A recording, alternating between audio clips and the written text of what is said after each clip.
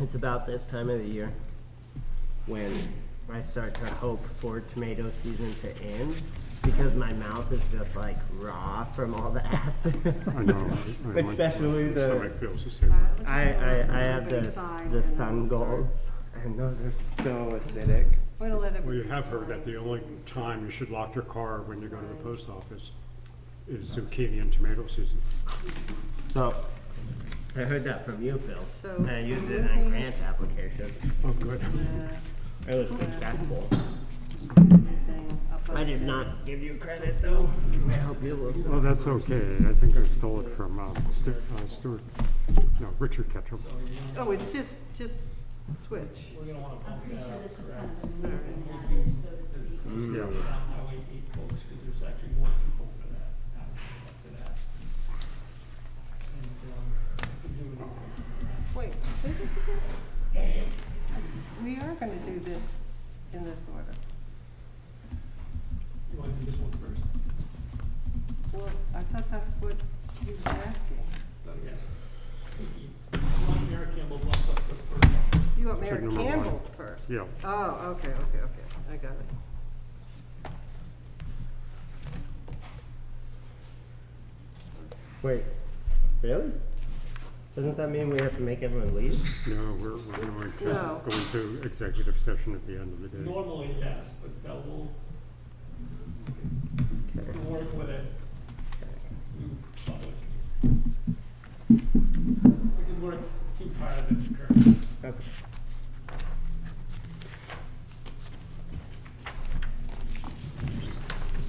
Actually, there is no reason It's just to have the that second in right there. executive session, Oh. folks, so it's not like we. This is all on mine, see, that's why we don't need to sign it. Okay. Okay. So I just signed August 2nd. Did you do that? Yeah.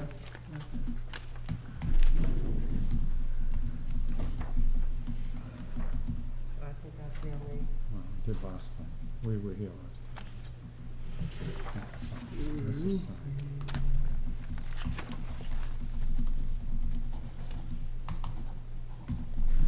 Okay. actually, you know what? I'll just mark it. Where do you sign? Go ahead. Where do you guys sign on there? The second. All right, I'm just gonna, that's easier to find. That's, I guess, the only thing. This one right here.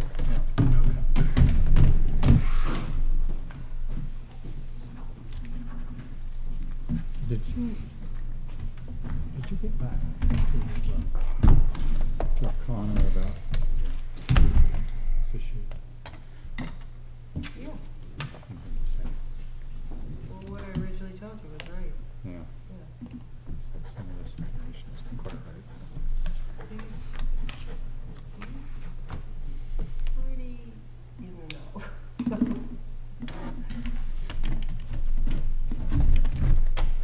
Okay, I think we're ready to start.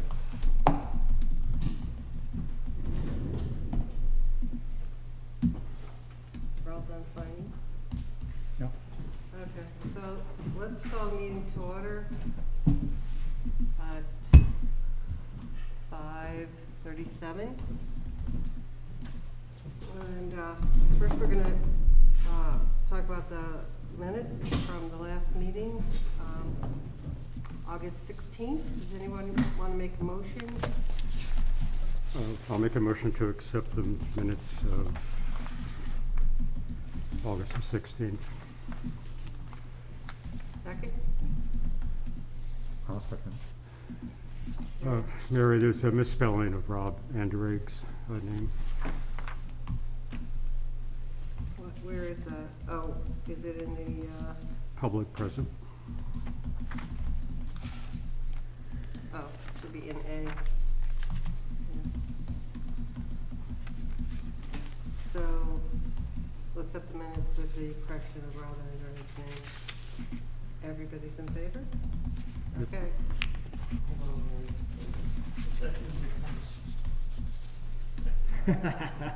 I didn't even notice that. Ender egg. You want this to be A and B? Yeah.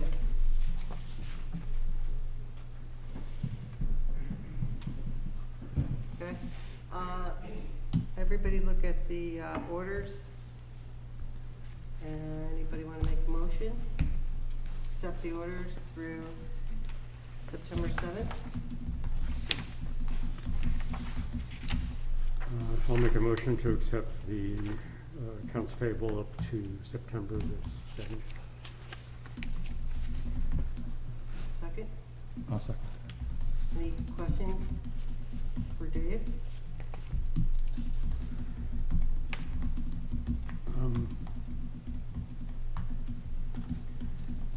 Dave, where is 29 Brownsville Road?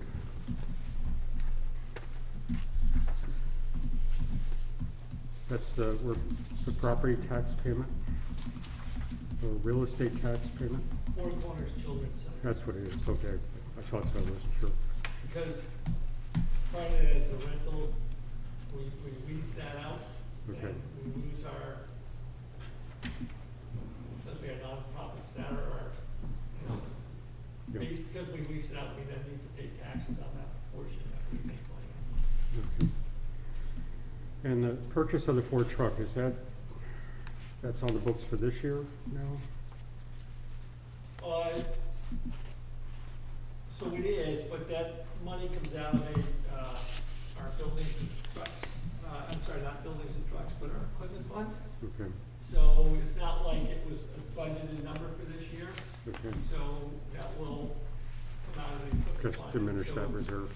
it's actually money that was going to be spent under last fiscal year.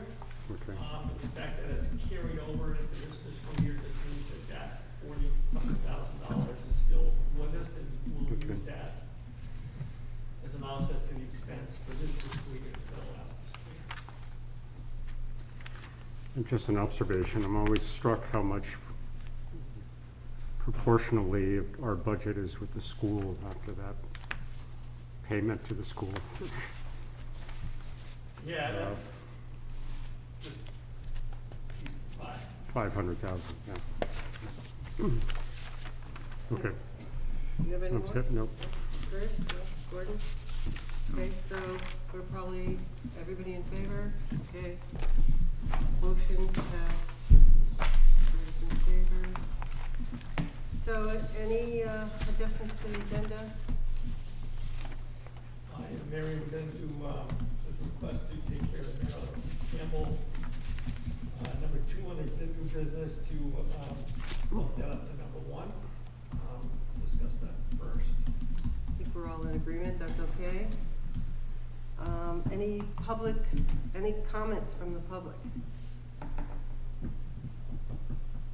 No? Okay. Thanks. So then we will move to the Merritt Campbell request. Anybody here to talk about that, or are you gonna talk about that, Dave? I can at least introduce it. We have, so maybe a week or two ago, maybe a week ago, there was a discussion on Paul Goddett, I believe.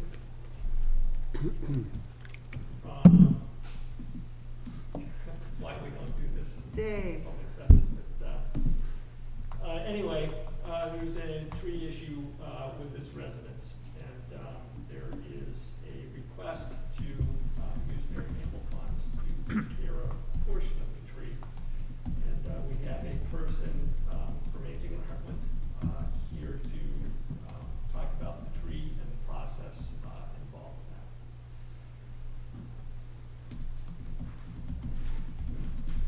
Thank you. Hi, Can you introduce yourself, please? I was about to do that. Oh, sorry. Rachel Aubard, O-B-B-A-R-D, and I'm the president of Aging in Hartland. Aging in Hartland, as you probably know, is a nonprofit organization whose mission is to support the healthy aging of Hartland seniors. On August 26th, we became aware that there is a large pine tree rotted at the base, progressively leaning more dangerously over the home of one of our Hartland seniors. He was worried and reached out to us for help. We contacted 4 different tree service experts who agreed that the tree needed to come down right away and not on the home. The best quote was from Knox Tree Service in Brownsville for $1,800. We have a commitment from the Hartland Community Project for $500 of this. And Senior Solutions has said that they will cover $300 to $500 of this. Aging in Hartland itself does not have a budget line for individual requests such as this. Therefore, we are asking the Select Board for up to $1,000 from the Merritt Campbell Fund to pay for removal of the tree. Thank you. Any questions? By the way, I lip read, so if you do have a question, you're gonna have to shout, please. What did you say? I lip read, so Oh, if you have a oh, question. Oh, okay, okay. I Shout didn't- at me. Okay. So how tall is this tree? Oof. Ooh. I didn't measure it, but I'm gonna take a guess at about 70 feet, and it's about, I saw a photograph of it. It's about this big around. So what's that, 24 inches diameter? Okay. Dave, for the request, was it made, or would we plan on paying directly to the service provider, or is this all gonna go under the auspices of AIH, or how would that work? So it actually hasn't been finalized. Traditionally, We pay the we provider. pay directly Yeah. to the vendor. So this was in late August, That's when we became aware of it, yes. so 2 weeks ago? Yes. Mary, did you see the pictures of the tree? Did you? Did you? I've seen the tree, and I've seen it without the tree. The tree came down this morning. So you've seen it, yeah. Well, I Yeah. saw the pictures. I didn't actually go up and look. Oh, Yeah. Ted Knox took it down? It's down. Yes. Oh, yeah. That's what I understand from That's an that's email. what we Haven't were seen it. told, and I Oh, have yeah. a picture that the tree's gone. so- I've seen a picture of the stump. It's gone. Oh, Yeah, it was not strictly a chainsaw operation. There was a Yes. crane No, involved. It was leaning over the structure. I was leaning tremendously. but he's saying it needed a crane to take it down. I imagine Part of it. I imagine it did, because they checked with three tree experts, including Scott Danu, who said he couldn't take it down simply in chunks himself. Right. Okay, well, I guess there's no question that it's coming down. It's What's done is done. it's gone, so now we just have to pay Someone's for eating it. Okay, Mary, it was dying badly, and there were ants in it eating away at it. It's a wonder it didn't fall. yeah, no, I'm glad to hear that it's So down, it's- absolutely. It needed to be done sooner than later. Yeah, yeah, So this is a little, so ordinarily, the way this has kind of gone is not quite according to script in the Merritt Campbell policy, but, you know, I think that, you know, Warren saw the picture, I saw the picture. The amount discussed, was actually a little bit more than what this ended up being. You know, and when I discussed this with Aging in Hartland and a couple other the members, you know, there was a, you know, kind of put it out there that if, you know, desire to have them kind of raise some funds just outside of the Merritt Campbell Fund as well. And they've done that. So I think that, you know, I support, you know, I think that this is, you know, we've done things with Aging in Hartland before. I think that this falls in line with, you know, some of the other work that Aging in Hartland has done for, you know, our seniors. So, you know, I would support, you know, I would, you know, if this had come a little bit different, you know, my recommendation would have been, you know, forthcoming on this and something the board kind of move forward with. Mhm. At this point, I'm not entirely sure, you know, I think April could probably be taken on this. now, yeah. And, you know, Mhm. kind of go forward. Rachel, can you tell us those numbers again? Where the other money is coming from, the numbers? Yes, we have a commitment for $500 from the Hartland Community Project, also known as the Christmas Tree Project. And Senior Solutions says that they will cover $300 to $500. So how about if we split the difference, we pay 900, that means they're paying 4. I think until Senior Solutions makes the final commitment, we don't really know. Well, then we can say what we're gonna pay, and then it's up to them. Well, my hope would be we would agree to, we're talking only a few $100s difference, agree to arrange. I think that's what Rachel will propose. You know, we had hoped to have all the information today, but we didn't get it. We got an email from Senior Solutions saying that was forwarded to me from Tom Ripley, saying 300 to 500. That may depend on some internal discussion they have to have, so we don't know whether it'll be 300 or 500. But we're asking for up to 1,000 because if it's only 300, then that plus the 500 from the Hartland Community Project would make up $800 of the cost. But hopefully, hopefully we will only require 1,000 from the Merritt, 900 from the Merritt Campbell Fund. Anybody want to make a motion? I'm not sure if I should abstain, just the fact that I'm on the board of Aging in Hartland. Sure, I move that we commit up to $1,000 from the Merritt Campbell funds for this request. I'll second Did you have something you want to say? Said, I think I have said too much. Only by 2 words though, Dave. My apologies to everyone. I wasn't close enough to kick you under the table. We all make mistakes, My head was somewhere else. right? To err is human. it. So I wouldn't worry. I would worry. I think you should stay up tonight He worrying. has a lot of dignity. With or without. If people wonder what we're talking about, we were trying to keep privacy here and we slipped. So the consensus is all good. Yes. Are you abstaining from the vote, Phil? Oh, yeah, that's I right. think I do too. Yeah. Phil abstains. The rest of us are in agreement. Thank you. Thank you very much. Thanks, for Rachel. taking care of that.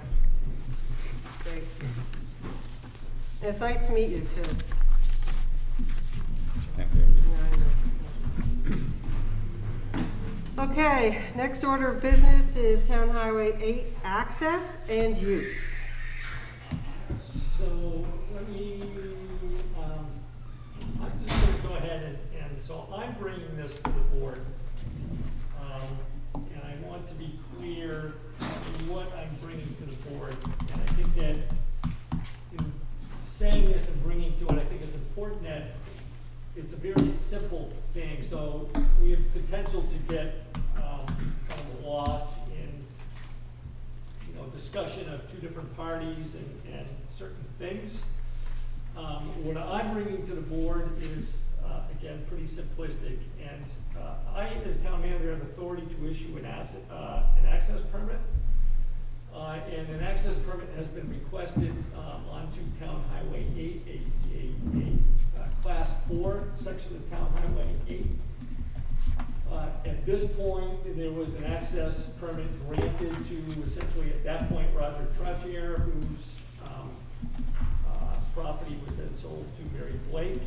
Mary Blake has an existing access to this Class 4 Town Highway 8.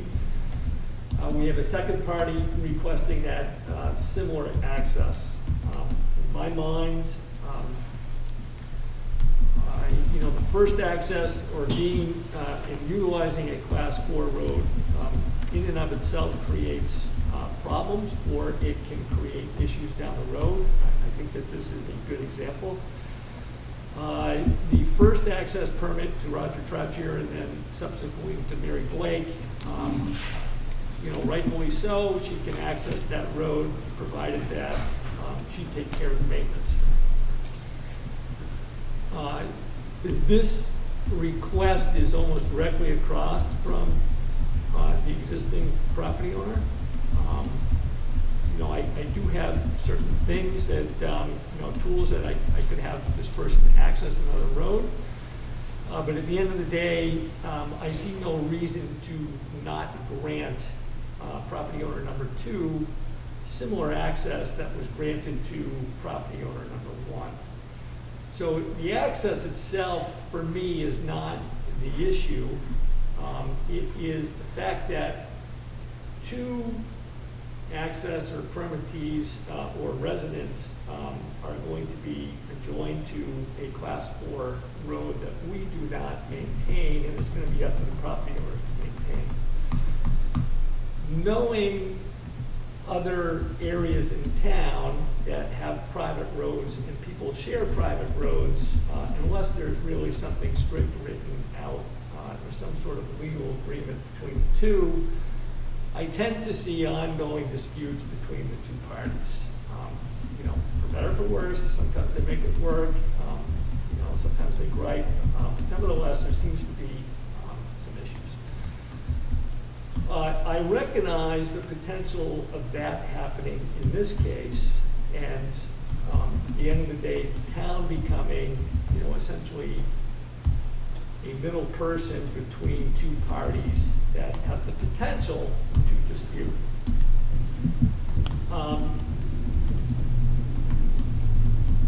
Realizing that, I brought this forth to essentially recommend that, based upon that possible scenario, that the town discontinue the use of the Class 4 section of Town Highway 8. It's my understanding that the present owner would have legal right-of-way to this road, or right-of-way, as would the property owner number 2. They would both need to find a way to get together and maintain this. From where I sit, and based upon the legal exchanges that I've had with the town lawyer, really little difference between the scenarios, except for if we discontinue, the town is no longer a middle party between potentially 2 disputing groups. I still feel that way. I still make that recommendation. Although there is one caveat.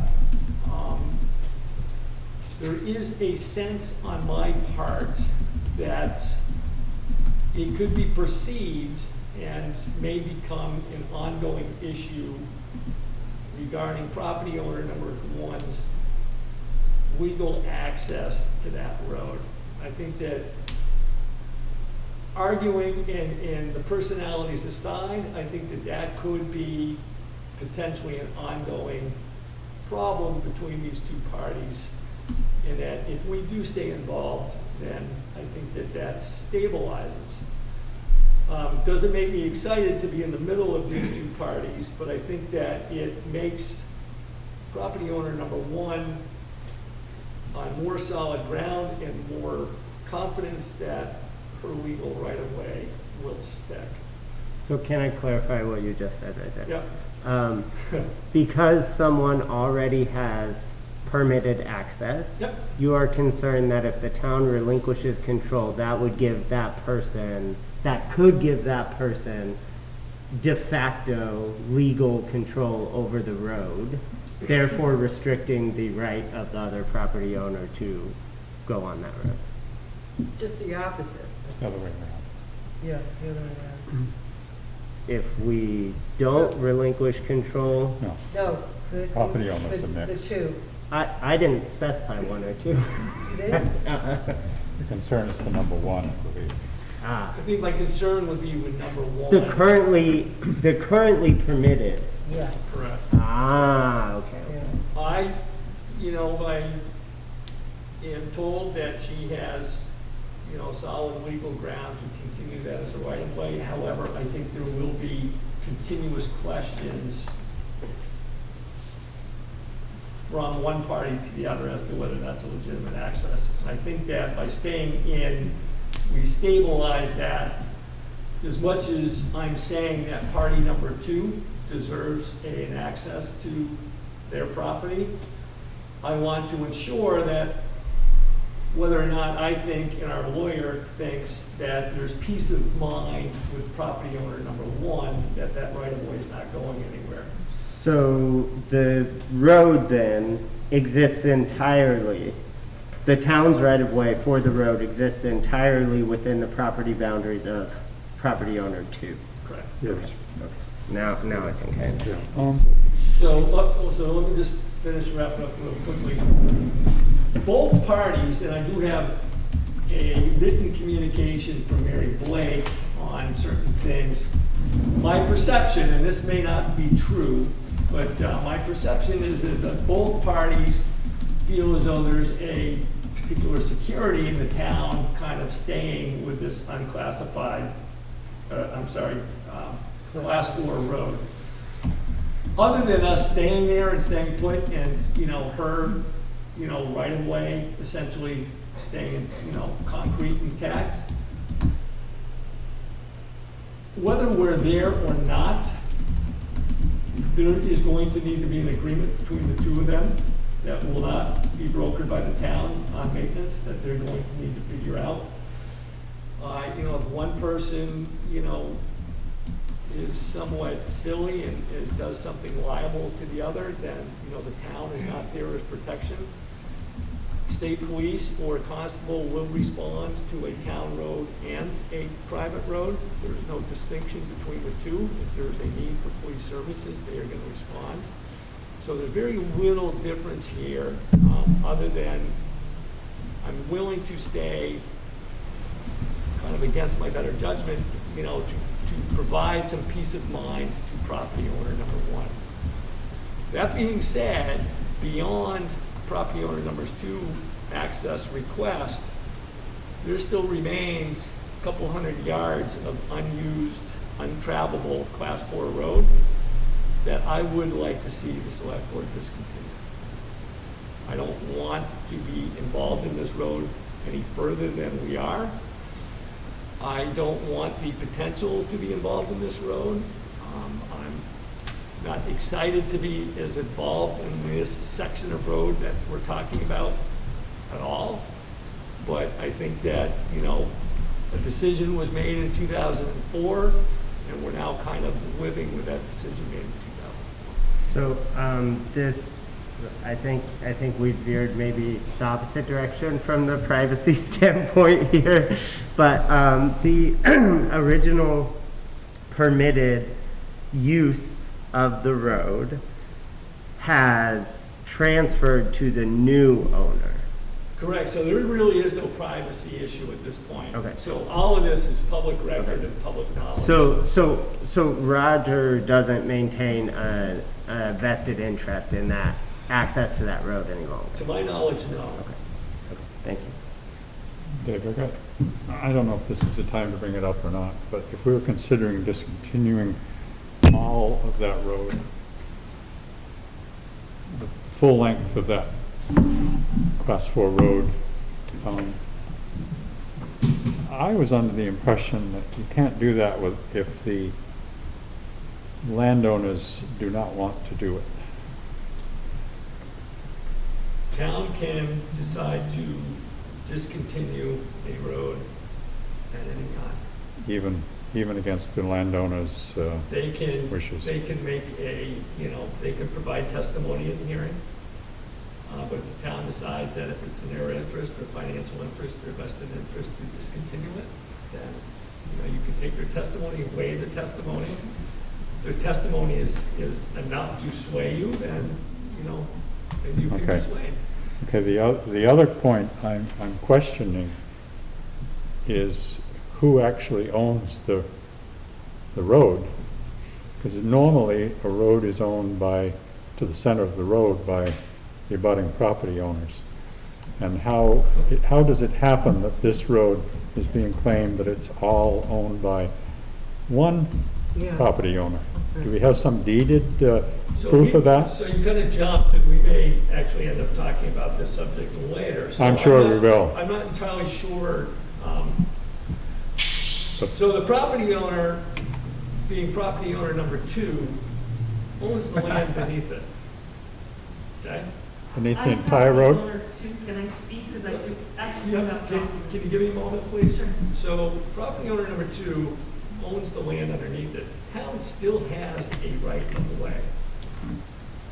I know that, but how does property owner number 2 know that they own the land under the entire road when normally that's not the situation? So, From a deed, I assume, but, so I think you're misguided on, we could talk more on this, but I think I know. you're a little We don't have to. misguided on this, I think. To be honest with you, I've spoken to a couple of lawyers on both this subject and the one to come later. But property owner number 1 gets that right of way based upon the fact that she was granted access to this as it was a town road.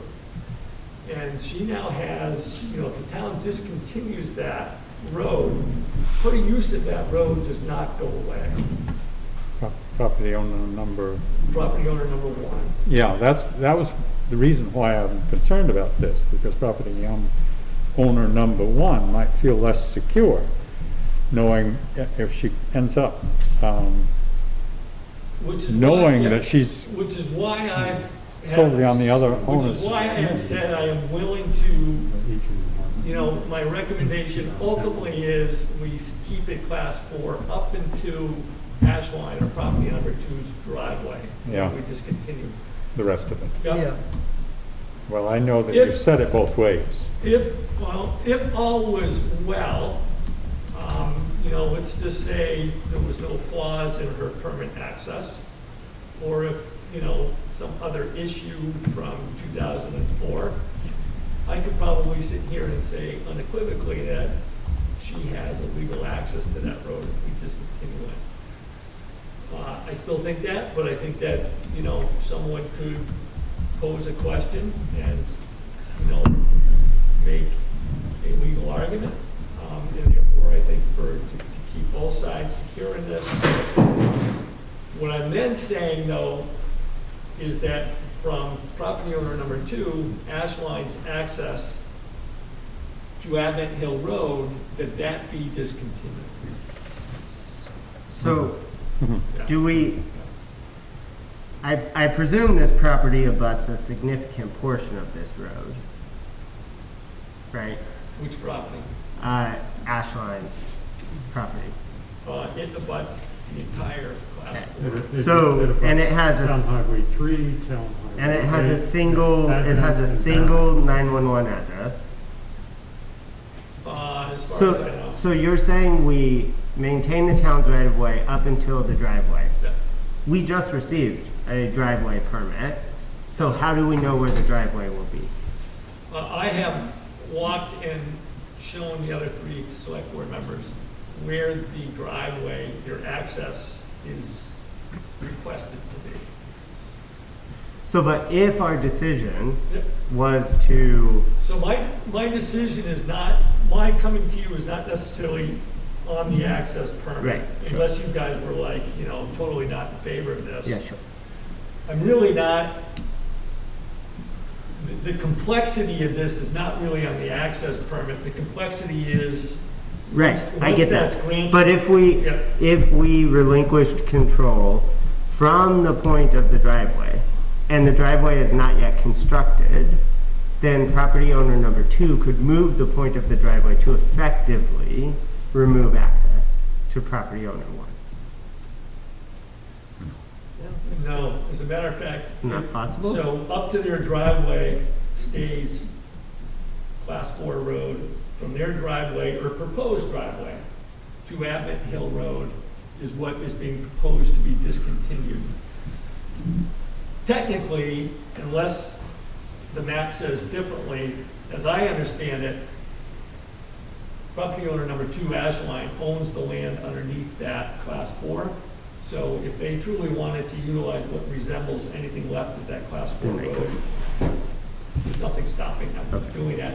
Unless somewhere there's a property that kind of crosses it, but as I know it today, kind of informally, I'm not up that. I'm waiting. Oh, I'm sorry. You said you wanted to talk. I'm done. Okay. That's why I So- reached over. Amy?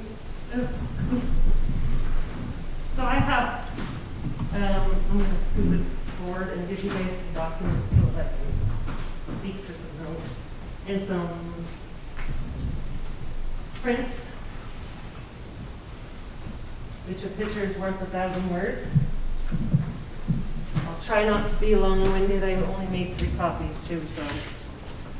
Bill and I are buddies. Okay. We'll share it. You go first. And I'll try not to be too long-winded, but I think if I go through all of this to the end, then some of the questions and will kind of guide them out. So the top page here that you see is our current, I'm property owner number 2, I'm Amy Ashline. And so I'm just showing you here, this is our Kyle and Evelyn Lovedell. This is the survey that was done and is recorded for the town. And this is the current and only survey that we have of this property. I also have the warranty deed for us that's attached. You'll see as we're talking about Town Highway 8, which is the Class 3 section at the top, and then Class 4 section all the way down through. And you'll see the road easement area that's listed under the Class 4. The next pages that are in here are Which is which? the This is class 4. the highlighted area on the Vermont Agency of Transportation, the Town of Hartland General Highway map. So I have a kind of a zoomed in copy so that if you can actually see it, like, and this is, highlights the actual Class 4 area that we're discussing. So, I'd like to reference in here, I have reference from the Orange Book, from the Vermont Department of Transportation. That's a handbook for local officials. For the Vermont Department of Transportation, this is the current revision. And trying not to be long-winded, but it does classify and state why it's important to keep the Class 4 highways and trails. And the agencies that are listed under this highlighted area on 13-11 are the same as the paperwork that for our property granted and gave the land from Kyle Lovedell to the town. So it talks about, with the population of growing and interest in outdoor recreation also increasing, it is important to keep the Class 4 highways and trails as public resources. As private land is further developed, there will be less for snowmobiling, cross-country skiing, walking, bicycling, horseback riding, fishing, hunting, and other outdoor recreation. Yeah. Town-controlled corridors will help to ensure that there will be continued a place for these activities. They also often serve as an important links for more extensive trail systems that are on private lands. Class 4 highways and trails provide important transportation, access for forest, and agricultural management. Finally, as communities grow, these right-of-ways may be needed to provide for development and may be upgraded accordingly.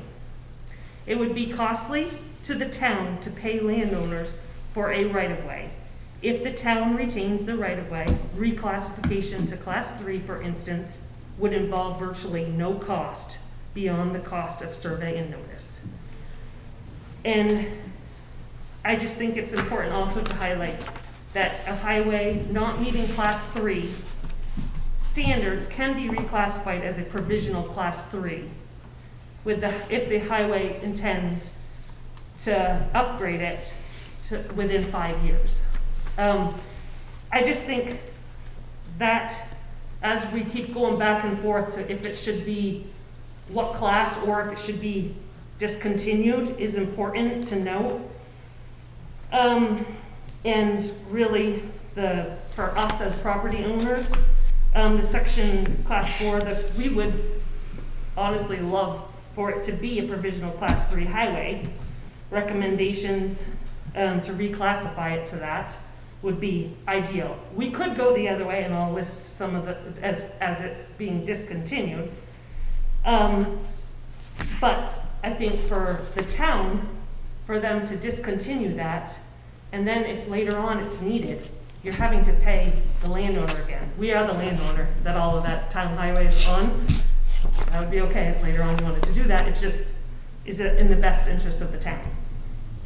So I understand you went back and forth, and as far as it being discontinued. And I just want to make sure that all the considerations are taken or noted from us when you're looking at those. And so as we go on, I'm showing you we are the landowners right now for the Town Highway 8 Class 4 section, and that is through our deed and was all through Hialeah-Lobdell. There was a total of 4.85 acres that was given through the entire land through Town Highway. He even gave the Class 3 section, but as far as our property, it's in there because we own all of the property on that Town Highway Class 4 section. So we have not, or any previous owner of this property, have not given right-of-way to anyone other than the state. And the state highway has the easement over our private property. And the power company is the only one within it that has easement. No agreement to any neighbor has ever been given. And clearly, if it is discontinued, we honestly expect to get our private property back without any additional restrictions or requirements. Which kind of brings me to the Sydney and Francis Merrill map, the survey. And you'll see the highlighted section on it. This is the abutting neighbor, neighbor 1, I guess you guys are calling it. And that highlighted section in there shows the access point to that land. The reason this is important is because at the time that Roger Trashier submitted this driveway permit in 2004, June 16, 2004, that is the actual map and the survey that goes with that property. And that is the only one. And through me looking, I looked back through all of the driveway permits in the town from 2000 up to current today. There's 105 of them. And of those 105, 49 of them were all filed on one date, 6/29/2017. So this looks like it's the time that Bob Stacy was retiring. I don't know the situations. I'm not going to speculate whatsoever. But I'd just like to note that of those 49 that were filed on that day, 5 of them do not have any final permit issued signatures to them. Actually, one of the 5 doesn't even have a temporary signed. So they were all filed in through the town clerks. But this is important because that is the driveway permit that Roger Thatcher, one of those is the driveway permit that is for this property and listed through this property. So my question would be, or to keep in mind, is the final permit that was submitted, does it go with the top access point that is on Merrill's, which it comes off from Town Highway Class 3 road. And it doesn't even enter down the Class 4 section of Town Highway 8. So furthermore, you go to Mary Blake's survey that was done in 2017. And I'd just like to draw attention that the driveway on her property, which is highlighted, it shows an access from where the power line is. And it actually shows in 2017, the stone wall, the old stone wall that's still existing, or it showed the stone wall still there existing. And I'd like to just make note that the current driveway that Mary is using, it goes through that. They've removed part of that old stone wall and are going through there. So, there's no finalized driveway permit from anything that I've seen submitted or currently in Mary's deed that I can see. I do have pictures if you want to see both those access points, but several of you guys have already gone there to look at this, so you probably understand, but let me know. And I guess just closing and knowing that it could go either way. We obviously wouldn't mind it being a class 3 and the town going down through, and instead of turning around in the top section of, or the end of the class 3 section of road in the little spot, plowing and turning around in below our driveway, that would be ideal. But I do know that if you discontinue it, we do not want as property owners, we don't want the liability of the neighbor and her business that is very, very busy on our private property, because I don't know the understanding of what that liability would bring to us should anything ever happen. And I guess there's some supporting documents additionally from section 10-2 from the Orange Book.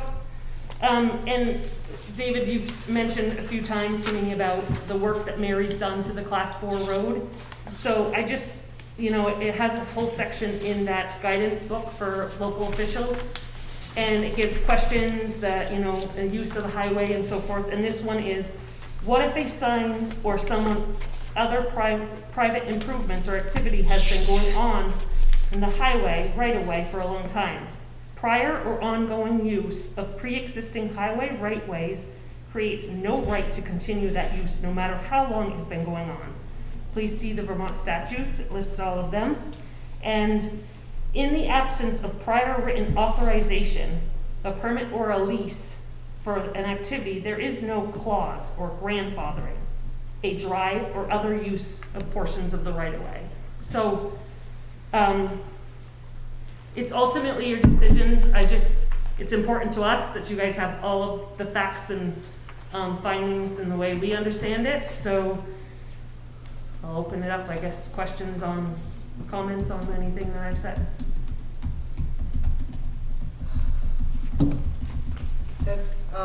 Amy, have you or anyone in your family talked directly to Mary Blake? Last year, we went to our property and we saw her on our property, just kind of looking around after we'd done some work. It was cordial, and since then, she has not come out. Anytime we've tried to talk to her, she is not. And honestly, up until the incidents that happened a few days ago, where she drove her car at my husband, we were okay with working. And we're gonna be neighbors, we're not going away, so we need to be civil and we need to get along, but obviously that can't continue.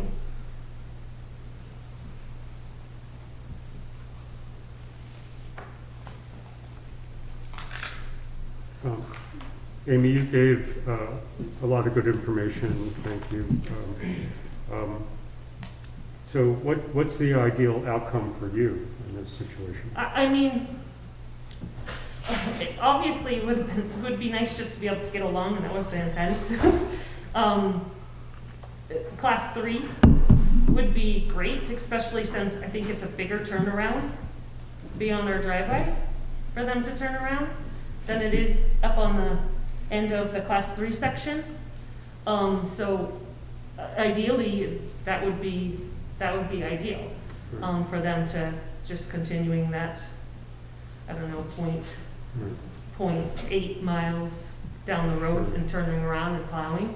Sure. And I think ultimately it would take care of any issues between both parties. Do you feel that this whole situation could have been avoided by your considering a different access point? I don't think so, because I don't think that, the use of us doing anything with that land would suffice, the neighbor. Well, it's a large property, that's why I'm asking. Yeah.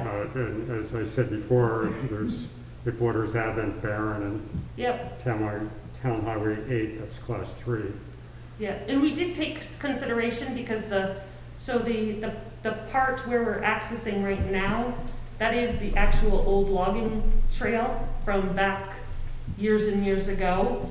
And with good reason, because if we tried to access from Advent Hill, the huge cost as well as the safety factors from us entering in and out of that because of the steep slope up the road was significantly larger, that's for sure, than where we're accessing it currently.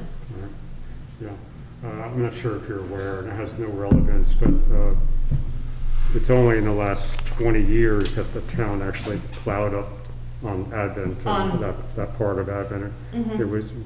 They stopped at Heil and Evelyn Lovedale's, so that really wasn't used at all. Yeah, the class 3 section of Town Highway 8? No, Oh. I'm talking about Advent Oh, itself. okay.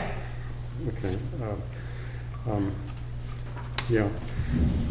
I talked with Dave earlier because technically on the books, the Department of Environmental Conservation, the municipal road general permit regulations do kick in for Class 4 roads.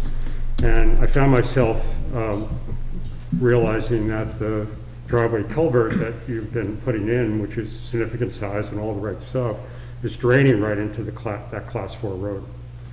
That not unused Class 4 road that's down It's there. actually on the side, it's on the left side, because it's the same existing, but Yeah. maybe, yeah.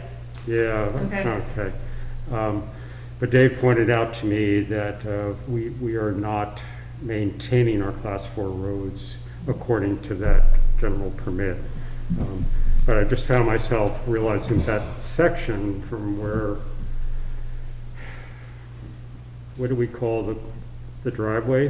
That, the Class 4 driveway that Miss Blake has built.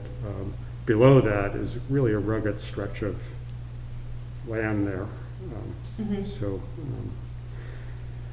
I'm thinking from just a throwing it up perspective, that's maybe that lower section should be thrown up. The part from Advent Hill up to where the activity is today, that part. But that's just an observation.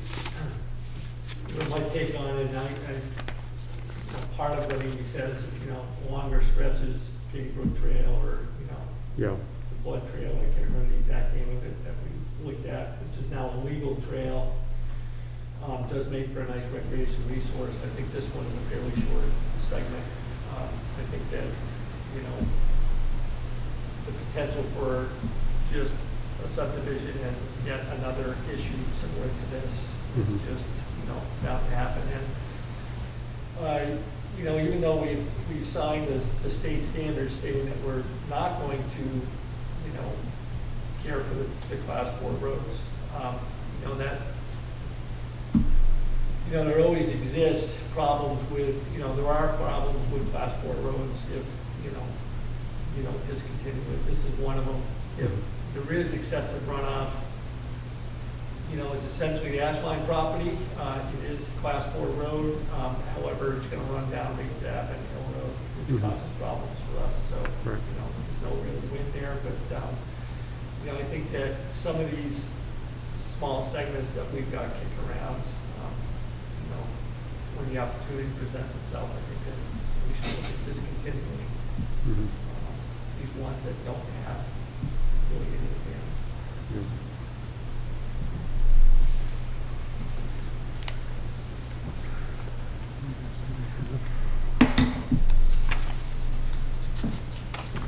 And Amy, you referred to the, possibly I'm wrong here, you referred to the driveway permit is not being signed for this? Yes, if you look at the finalized signature, and this was, so it says final permit issued, and this was inconsistent with everything from 2000 to today, to current day.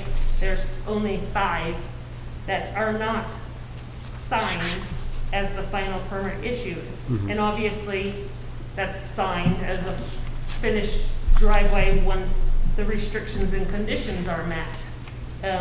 On neither access from the Town 3 entrance, from the survey map of Merritt, to this property, that does not have that does not have a 15-inch driveway culvert. Okay. And, so I guess my question would be, is this a permit that is honorable? And is it at the right location that Mary is actually accessing her driveway? Because I showed that this, would be matching the description and everything listed for the survey that was at the time of the driveway permit being submitted in 2004. So I guess that's a question. So the answer to that is, I would view that as, yes, it is an existing permit. I have looked at it, I believe it's in the right location. She's upgraded the road. You know, the driveway to the road was kind of continuous. Kind of goes from there. So I think that there's a whole lot more right to that permit than anything I wrong. thought that was signed. And I would find that permit to be a good permit. Our lawyer believes that this is not a fatal flaw if we were to discontinue this road.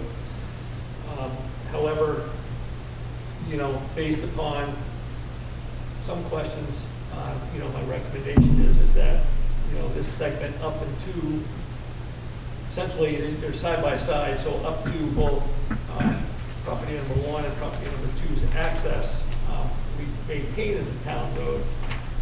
That's class 4. As class 4, and, you know, discontinue the rest. And, you know, if there's anything that needs to be addressed with that, you know, driveway, it can be addressed, you know, much like theirs. And, you know, we kind of, in my mind, kind of put that to rest. However, I think everyone should know that the town is not, you know, going to keep you or Mary free of certain liabilities. It is not going to keep, if disagreements persist, we're not going to be able to wave a magic wand and make those go away. You know, essentially, there's a little difference, but, you know, I think that by maintaining that part as class 4, it kind of, you know, solidifies her use of that. And, you know, again, I think that there's no reason to keep the segment from Ashline's property, shouldn't say property, from their access point. If this, as we've seen it, to Advent Hill Road, I think it's just going to either, you know, bring us into it because there is some sort of degradation we need to take care of, or, you know, it's subdivided and we have yet another property owner, number 3, that wants to use it, and, you know, it just gets more complicated. So I would just simply like to see that go away. So that's a pretty small segment. It's 100 yards, maybe a little over 100 yards. You've walked on that, right, Bill? No. Oh, so I you know don't- exactly, I know where, I've done it. no, I haven't. Yeah, we looked, I know exactly where it comes out on Advent, but I have not physically walked that. do you know how long that is, Amy? From, From your property down to Advent Hill, that segment of the class 4? it's probably at least 150, if not 200 Yards. feet. Feet. Yeah, Feet. Oh, Feet. feet. So, I could not see Advent from standing No, you at the couldn't. driveway. No, I know, I couldn't either. Yeah. So this came to me shortly before the meeting. This is communication from Mary Blake, property owner number 1.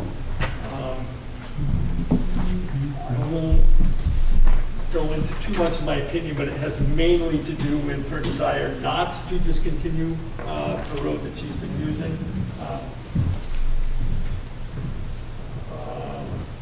You know, I could let you look at it, but I think that, again, my recommendation is to keep this discussion in the simpler terms, you know, and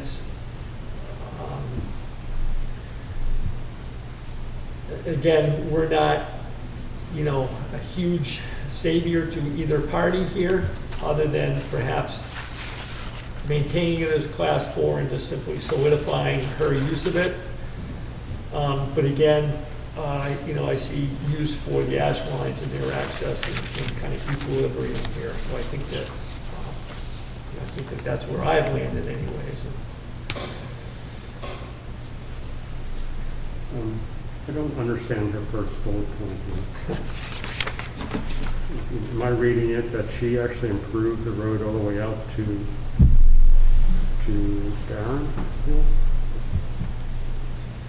Starting On the Barron Hill entrance, yeah, so she improved from the fork where the three driveway, where the three property, so there's three, outside of the ash lines, there's three visible houses. You come in from Barron Hill on that Class 3 segment of Town Highway 8. You reach a point where you can see three distinct driveways, of which one of those driveways is the Class 4 road. She upgraded, unless Roger can tell me otherwise, but my belief is, or let me put it another way, the expectation of the town was that she upgraded the Class 4 segment, which is from where they all fork, Yeah. down to Okay. and including her driveway.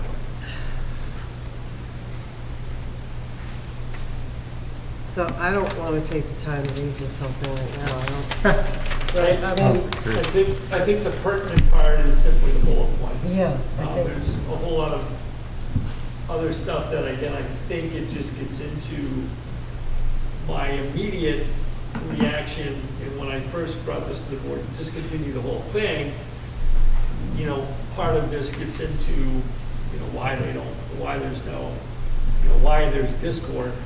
I don't think we need to get into that, and I'm not sure that's pertinent, other than the fact that there is some discord between the two parties. Dave, where does the Class 3 road end? it's at that fork, doesn't it? I believe it's right there around that fork. Sure. Yeah, Maybe no, you're right, it- might be it able to is. save it better. Because the truck goes on another, So, quite a distance where they turn around. they turn around, so right now, currently, right at that fork, there's a not a very big spot, but, that's been built up, and they plow in there, and then they turn around and they go back out to that. And that's why I propose, honestly, we have a bigger spot beyond our driveway for turnaround for use, so that if fire trucks, ambulance, anything needs to go down that road, they can have a spot to be able to turn around.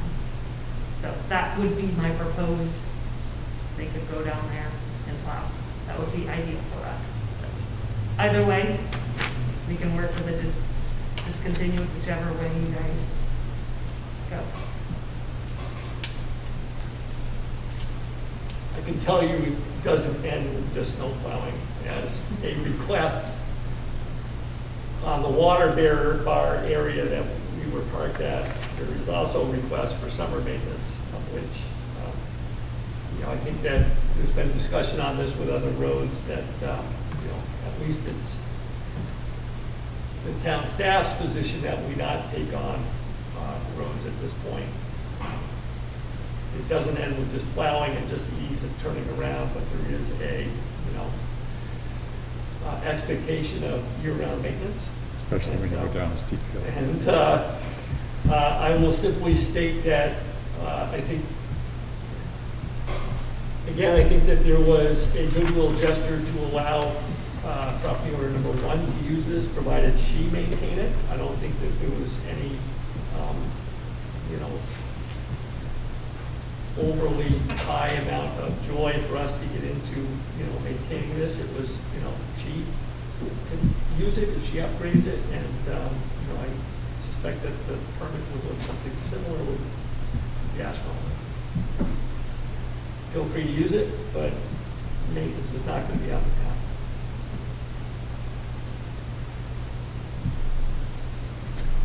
I do question and, the permit, and if there's restrictions and conditions, if they need to be met for it to be signed off to be legit. Maybe it doesn't need any, it just kind of, when restrictions and conditions are listed on a permit that is filed and you're saying is good, I question, we're all trying to be good by doing a driveway permit, and if you say restrictions, it can be at a cost, and it's for good reason, and I say that because the restrictions and conditions of a 15-inch culvert don't exist. So, is it finalized? Why was it put on there if it's, It was recorded, I think that there's other larger issues than what that one brings, and my anxiety over that is not perhaps as high as you bring it. I just, as I was digging through this, it was questions of, okay, so timeliness, is it okay for it to just be filed, in 2017, and is a temporary driver permit good for 15+ years? We're trying to get better at that. Yeah. We're in the process of getting better at that, Amy. So I'd like to wrap this up if nobody else, we're on here for 45 minutes. So Amy, I hope that both parties are able to work this out, because as I said to your father-in-law, it's not a case where somebody killed somebody's cat or somebody's child. So it should be, it's something that as neighbors you can work through. You don't have to be best friends, obviously, but come to some kind of agreement. It would be in the best interest of both parties and every other neighbor and the town in general. Because our town manager doesn't need this kind of additional stress, honestly. I didn't need to know this much. Right. Either. But thank you for all the documentation, and thank you for coming in. Okay, thank you.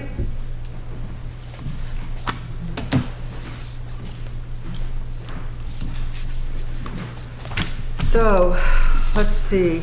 Mary, I would like to make sure I get a copy of Amy's information. Go to town, bud. That's all you. Thank you.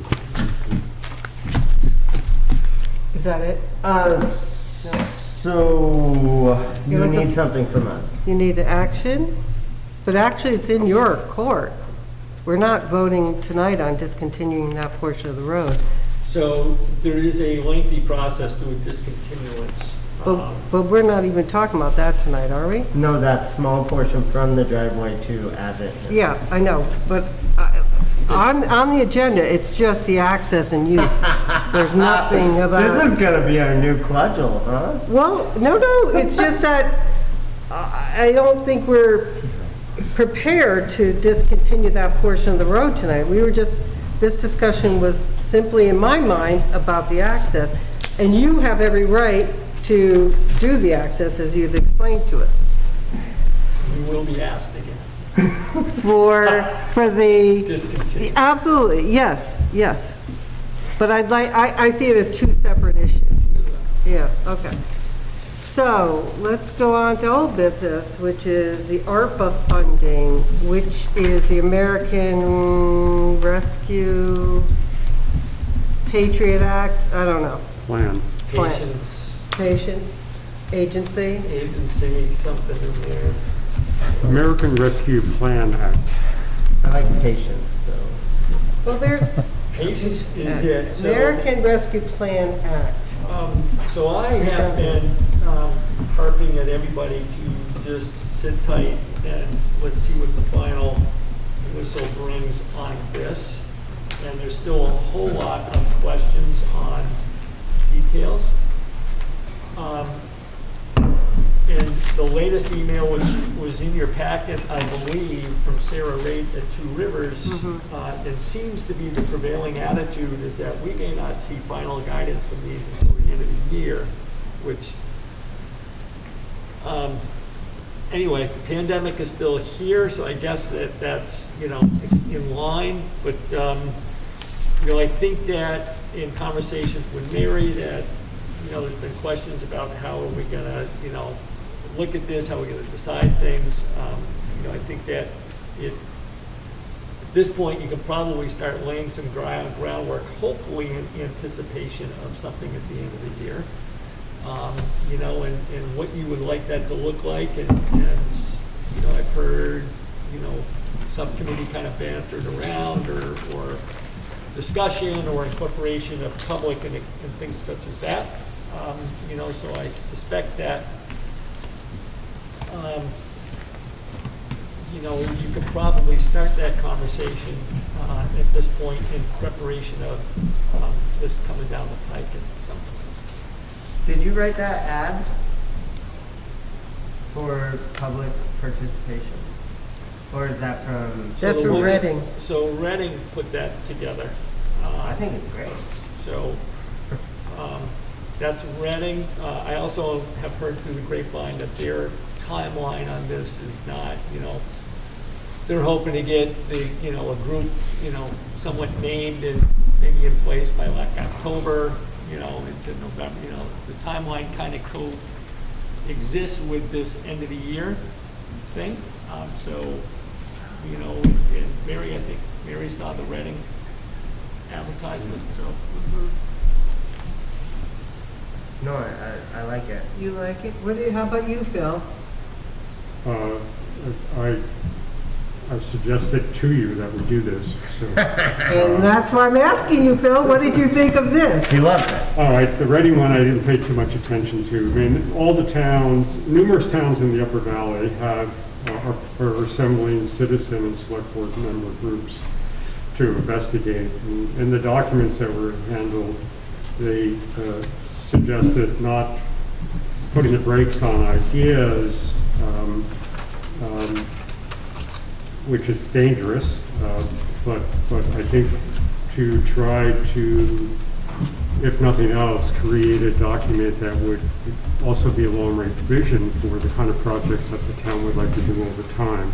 I mean, we know fully that we're fairly committed with resources right now for projects, but I do think forming a group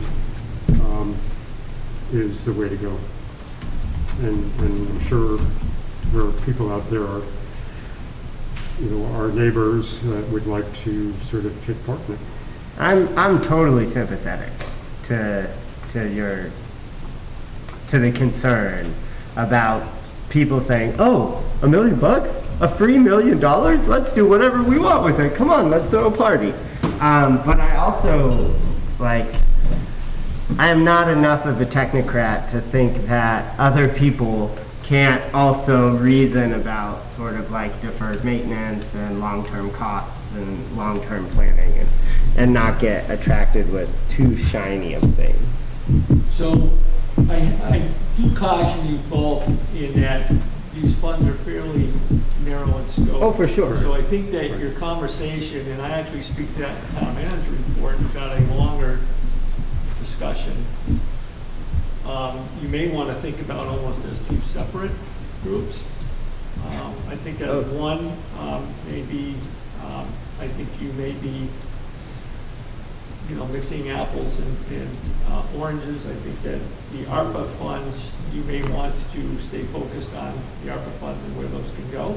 So I may very well think Phil's idea about a longer-term citizen planning thing is great, but I wasn't actually responding to that specific idea.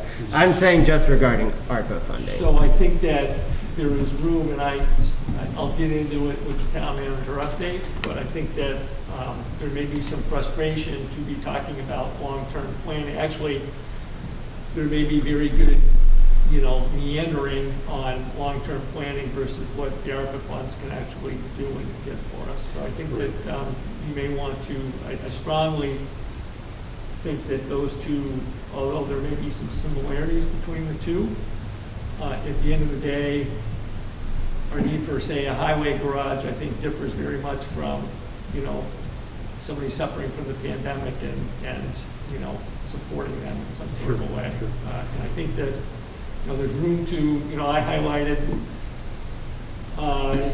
clean water things in this of things that you can do with the money, which is what I would certainly throw my weight behind. But, I think that there's a perception that we can do a lot of this building work with the money, and that may not be the case. I think that you need to kind of, that longer term focus, Curtis, and one of the reasons I brought it on is we are starting to round that clubhouse turn that we spoke about almost a year ago, or a little bit more than that at this point in time. We're getting there, but there's some real needs out here that we need to talk about that may not have anything to do with work. Well, what I had in mind when I was just put this out was, we know, we've been talking about ARPA and been waiting since at least May, and now we're still waiting for some of the final pieces. We received some money already. Substantial amount. Yeah. And there are potentially two additional bills coming out. One is addressing infrastructure, and the other is more of a social needs piece, the 3.5 trillion.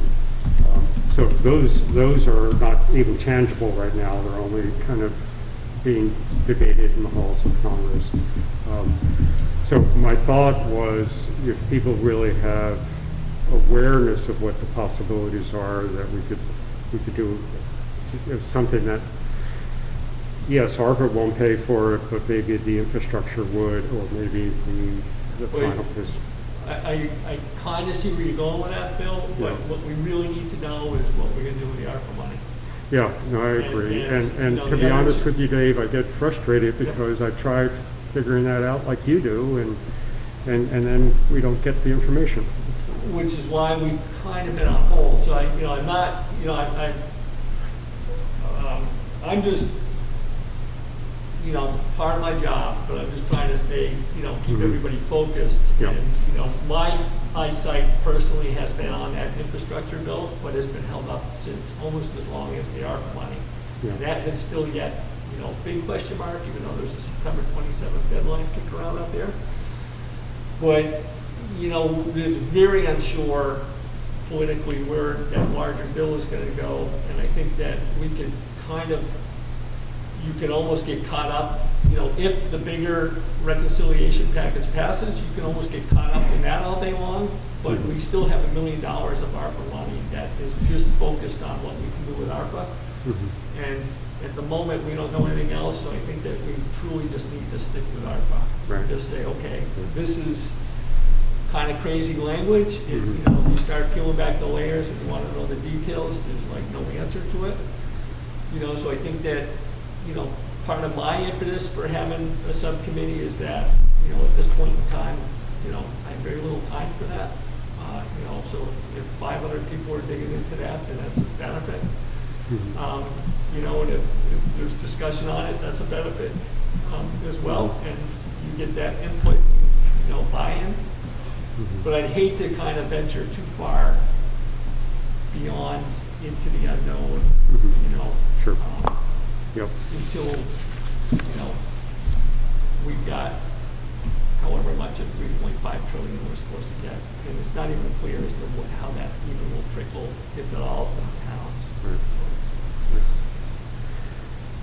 So I would fully support the formation, it sounds like you're saying, of a subcommittee that includes some subset of select board members and some citizens to think about the use of ARPA funding in particular. I would fully support that. Yeah.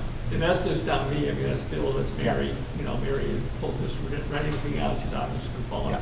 Curtis, I think you have expressed an interest in getting something like this together. I did just realize, as I was reading through the blue boxes that you had here, that according to that, which is just provisional guidance at this point in time, Even something, it seems to me, even something like the well issues and the repairs that took place at the North Heartland Water Co-op could qualify for the use of these I funds. thought they couldn't because that was a private system.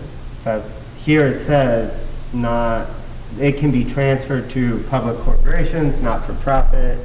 It gives like the different things it could be. And is that a non-for-profit? Yeah, It's a 501c3? or it's a public corporation, one or the other. They are different, but I'm not positive. But so, I think we glanced at it and it didn't seem to fit, but, It did or didn't? did not. Yeah, but I thought we talked about that before. if we did, I don't know. You would have, I you must would have have blacked remembered out. that. No, you would have remembered. So, all right, I guess we could talk about doing the committee tonight. I mean, it's part of the discussion. ARPA funding discussion, what do you think? I think we need all the help we can get. Yeah. Because I was And, so I read, Dave, I read all those things that you highlighted. I'm sorry? Boy, it's, I don't know how you can decide with the information we have on anything. It's just, it seemed like an awful stretch, and the one thing that came to my mind is exactly the same thing Curtis just brought up, and I don't know how it could be implemented, but, so it's just out there, and we need some. Probably not your favorite subject, but there's a strong feeling that Jennyville culvert, upgrading the Jennyville culvert and ditching being a stormwater runoff infrastructure would be. But wasn't it only part of that? If I was reading the blue boxes correctly, it sounded to me like only part of the Jennyville. Yeah, we don't need to do the whole road, we just need to do the culvert, so, you know, we are, Well, you know. that would be great, if that would qualify. I don't think anyone would. We think it does, but again, you know. That was the we're- first box you underlined, wasn't it? Yeah, I think so. You should have written Jennyville. That's why I underlined it, but it's, at the moment, it's our understanding that it would be eligible, but again, this is one of those things that, you know, would be at the top of my list, but we're waiting to see that somehow, you know, that language differs. Is this one of those things you could get an answer on before you make the move, or is it gonna be fighting for it after the project is done? Getting reimbursements. I think that's why we haven't done anything yet, is because we don't necessarily want to make the move and then be like, okay, we've just spent, you know, 75 grand on But it seems to have engineering. worked that way on some of our other projects.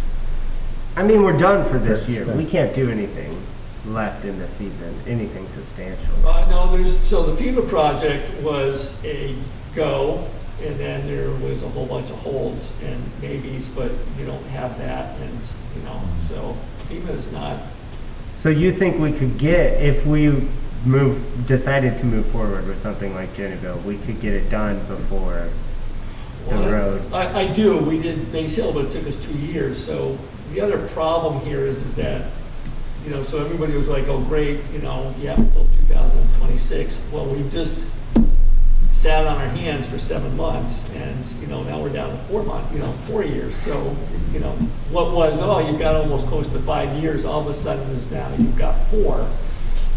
So it would be nice for them to come out with this, but again, you know, we're getting into the weeds here, but the Treasury is not a normal grant avenue. So I think that's been half the problem here, you know, and maybe some politics in that the Treasury can't seem to be definitive, but, you know, I would be concerned about starting a project and expect it to be reimbursed, just because other grants typically don't like that. They're like, oh, you took on this project, well, you finish it, we didn't Well, at this point in time, it wouldn't be reimbursement. Jennyville's small enough to fit in the cash they have given us already. Yeah, I'm right? not talking specifically about that, I'm just talking about any other projects and the idea that we would start something without knowing if it was acceptable. So I guess my question is, do we know what the approval process is? I mean, we talked about this from, within so many years, we had to have the project plan in place and accept it. So I'm assuming that if we have a project plan and So accept it. not really. So we have to do a report in October, interestingly enough, that there's gonna be nothing to report. Yeah. Unless it's been a while since I've really sat down and looked at this. I don't believe that there's any kind of, submit for a stamp of approval. It's more like if you miss, oh, by the way, you owe us this money back if you misspent it. So, you don't want to You're go. sleazy. I think there's a really clear use of some of these funds that we could do sort of immediately, and I think would be a worthwhile thing to do, which is to give the enhanced pay to essential town employees who worked during the pandemic, up to the amount that's specified as allowed by the guidance. I think that's we don't have to wait to do that. That's something that's obviously going to It's already been approved. Yeah. be approved. Okay, Dave, if we can't find a use for the money, it has to go back, is that correct? It will. There would be some hope. So the other part of this group, and I just happened to speak with someone that may be interested in the Reading group. So as part of that, I found that discussion kind of interesting because, a good part of this grant is to help those in need, If someone's been hurt by the pandemic, to offer help, as far as the pandemic goes. So we don't have, there doesn't appear to be anyone that's been overly hurt by the pandemic, as far as we can tell, unless we really go out and make a communicative, effort. And then even if we do, you need to have certain things in place. It needs to be like a grant, or you need to have like a loan, or, if you give it, it needs to be for certain, specified reasons that you've given the money. Hartland in and of itself doesn't really have that capability internally to do that. However, and we would need to track the money, but this may be something that 5 people on the committee may want to consider is that, okay, we don't have that capability, but there are outlets and there is a communicative structure in place with such things as, Jill Ward at Mount Scottney, Hospital. There's kind of a, social agencies out there that are more in tune than we are, and we can, if there was communication between these silos, and there usually is little, but if there were a little bit more communication between these groups on how to use this money, then you might be able to put together a framework that might be able to help this. That may be on a regional level, a little bit more on a regional level, or, you put Hartland people in touch with this group. They have the infrastructure probably to do this.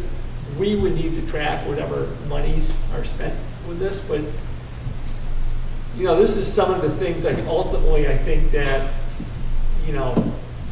may come down to, we may only be able to spend X amount on, getting old covered and freaking ditches. I mean, my understanding is $1,045,000 is going to be our final tally here.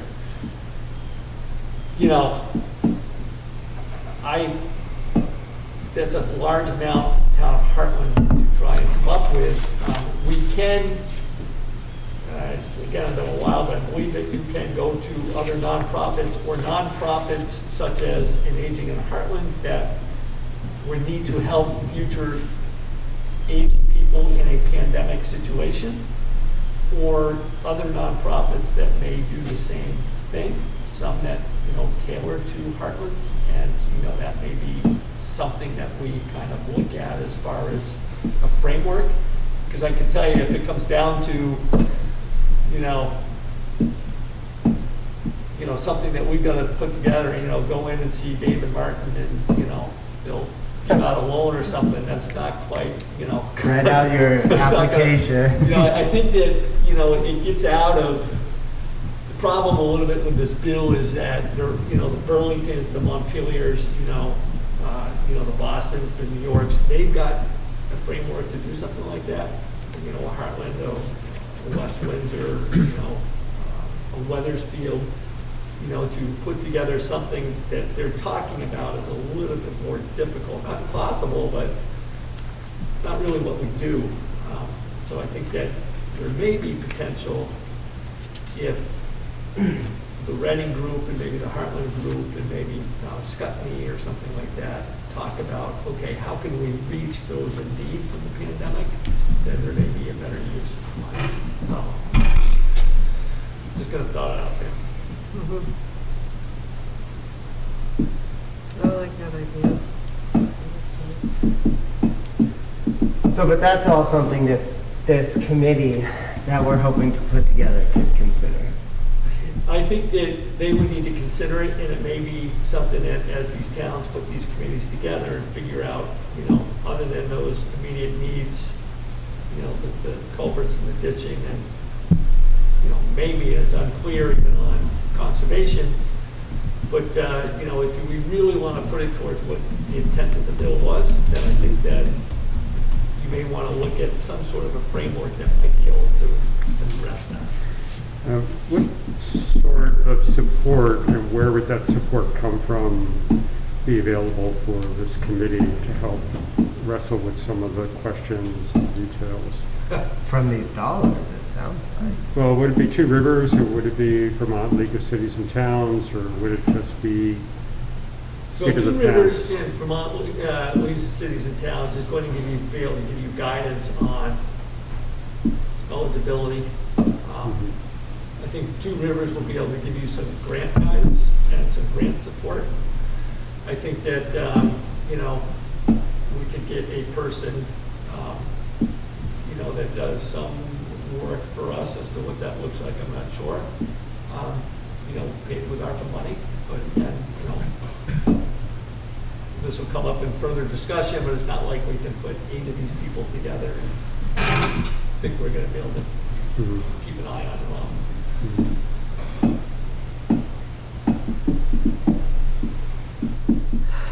So, very interesting. I just wondered, because we might have an opportunity to expand the capacity that we have in town to bring on some of this support for ARPA stuff, using the ARPA funds to pay for it without extending management.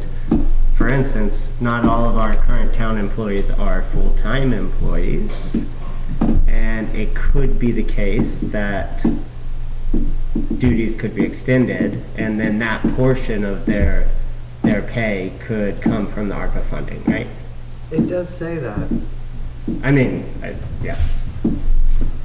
Does that make sense, Dave? Does, but again, we'll get into this a little bit. I caution you all in thinking that more people underneath me somehow alleviates what I still need to keep track of. So it means that I may have less pieces to maybe read, but I still have, X amount of projects to oversee.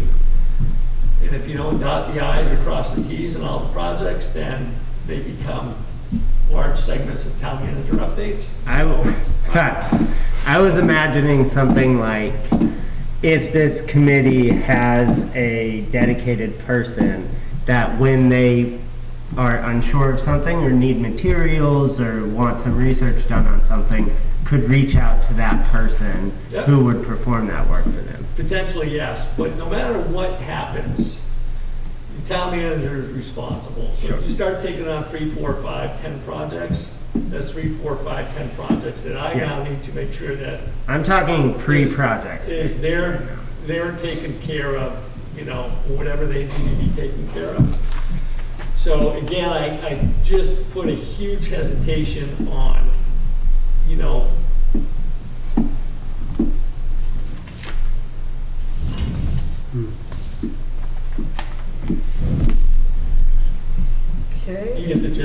that. Yes. So, we're talking now about a committee, an Hartland ARPA committee. Does anyone want to make a motion, Phil, to establish a Hartland ARPA committee?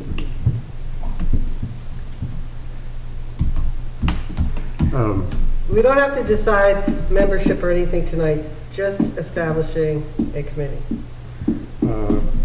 Sure.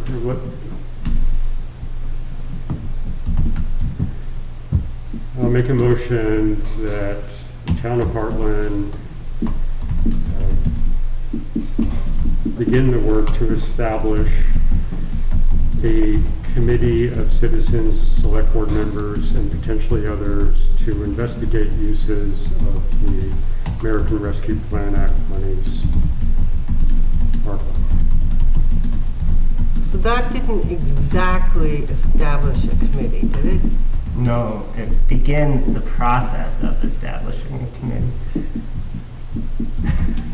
And I hopefully was vague enough as to who type of members. Yes, You were. yes. So, beginning to establish a committee, what would that entail, that work? Is the motion on the floor or what? Yeah, you establish it, somebody could second it, then I'll ask you the question. Does someone want to second the motion? I'm not sure what you're asking me. I will explain once there's a second and we can have discussion. Okay, I will second the motion. Thank you. So Kick off discussion. the difference between establishing a committee and beginning the work to establish a committee, which is the wording that you used, that is the question that I'm asking you. What is the difference? Why don't we just establish a committee? Sure. I don't know who's establishing the committee and. We would be authorizing the establishment of a committee. Heartland. Yeah, okay, I'm sorry, I'm tired. So if you want to wordsmith that, that's fine. Okay, thank You you. know, I'm losing track of what we're trying Okay, to do. okay. So, here, I'll read the friendly. After 7, Phil, come on. He's been up since midnight. I got my maybe. Yeah, another eyes, 2 agenda my items. eyes on tomorrow. I'll read the friendly Yes, amendment back please, to you, and yeah. you can tell me. Phil Hobby moves that the town of Hartland authorize the establishment of a committee of citizens, select board members, and potentially others to investigate uses of the ARPA funds. Seconded by Curtis. That's exactly what I said. Friendly amendment accepted. No, I know. Thank you, thank you. Do we have a Sounds good. consensus? Yes, we do. The motion was passed by consensus. Thank you very much. Just sort of like, without putting this in the minutes, do we want to specify anything about this committee? Well, I Or is thought that maybe just we would want to right talk about that some more, but we are almost out of time for this agenda item for this evening. So we could put that under future agenda items. Well, yeah, somebody can make a list of what things that we need to know, things that we need to think about. Yeah. How many, where are they from? Select them. Or select board members. Select board members, either. Maybe just one. Yep, yep. Your Timing. Yep. all kinds Your of things. fill-in clerk really has to use the restroom. Chairperson. I suggest that we take a break. Thank you so much. Mary, Yes. is there any place in the meeting that the public could make a comment or two? Well, we did have public comments at the beginning. Did you want to comment on the ARPA committee? Did you want to comment on the committee? No, I wanted to make a comment relative to the town road aid being perhaps given up, thrown out. Well, Also, I wanted to make a proposal regarding other roads in the town. is it possible that you can come to the next meeting, Roger? Yep.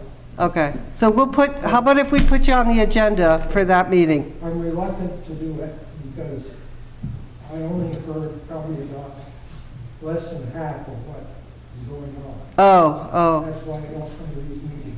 oh. So, but You know what would help, Roger, is if you sat maybe way up here. You could, yeah, at another meeting, you should sit much closer. it would help. I've got something written up here relative to roads in general in town. So I'll just go over it. Well, how about if you leave that with Dave and he can make copies and send it to us? Okay, that would be good. And it may not be the next meeting, but he'll get us on the agenda. I don't know about a full agenda item unless Yeah. it's under the discontinuance of time. Yeah. Just public comment period. Okay, how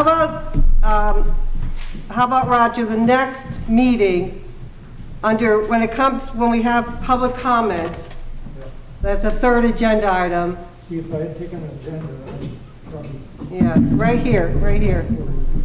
Okay, so, next meeting, public comments, and please sit up here, Certainly. because it's important that you're here. Nothing. I just wanted to say that the town road 8 giving up. I'm opposed to the town giving up these class 4 roads and right of ways unless it's absolutely certain that it only serves one property. Okay, well, The assistant clerk. we'll take that testimony at the next meeting, or your opinion. Thank What is you. this? What I have written What's that up. thing? That's her name, Anna Mejia. She's the assistant clerk currently. For The town clerk. Oh, I didn't. Thank you, Roger. And she's in a part-time position. So it would be fairly Yeah, easy. she has some good, strong background professionally in working with groups. So you're saying she'd be a good member? Good member. Who's this, Phil? I don't know. Yeah. I was thinking earlier that one thing that might be nice is if we wanted support to be provided for this committee, we have extra capacity in the form of Anna, if she was interested in using that. That was my only thought. Yeah, and I was just agreeing, because her experience with the National Park Service has been a lot of group oriented And from and scientific. vital sort of communities too. Yeah.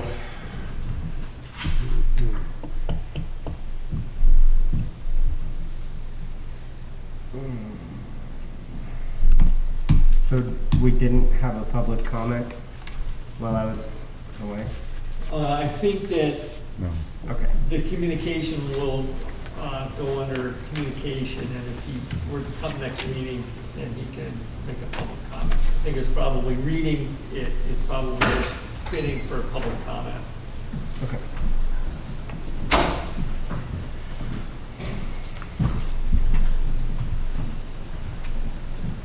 Okay, we're back from our break.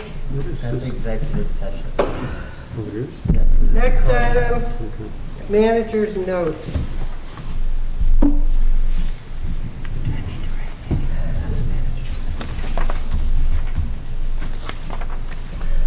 So, just the one update on the COVID-19 is that we did make a decision.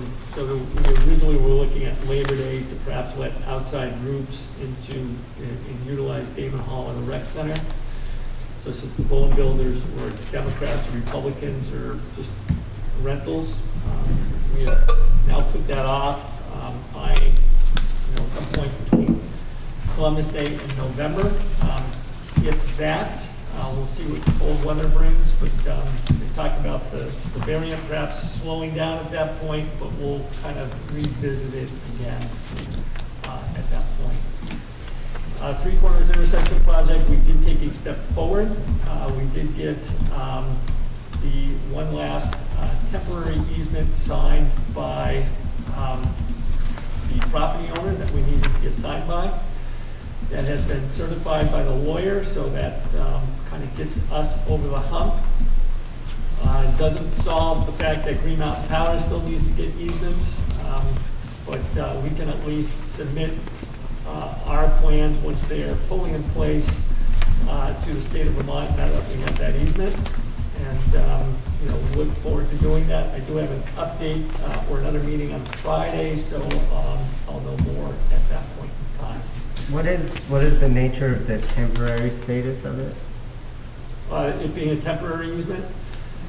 So we essentially, so there is a overhead line utility that goes from the embankment in front of the mansion.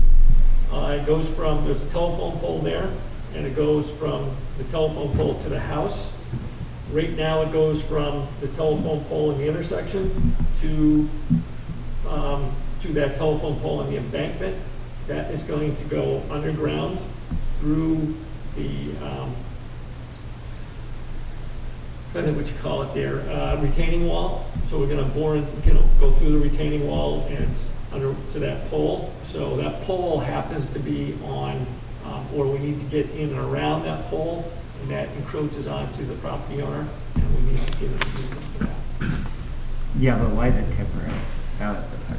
Because we don't need it other than for the Okay. month that we're gonna, you know, doing that part of the construction. And then once that part of the construction is done, we don't need to get back on that, so we didn't need a permanent easement for that. I will come back to number 3, highway buildings and grounds. Ordinance Administrator Sean McGranigan has joined us. Today was his first day. Everything is up and running, his computer, his phone, all that good stuff. He did meet with Stacy today on the 911 information. You do have things coming down the pike. We will be putting together an application at this point in time soon, and we'll need to be talking about how we're going to implement this building ordinance over the next couple of months. To take in consideration that there is building going on today before this permit is implemented, so there's some things that still need to be hammered out. We would be doing that.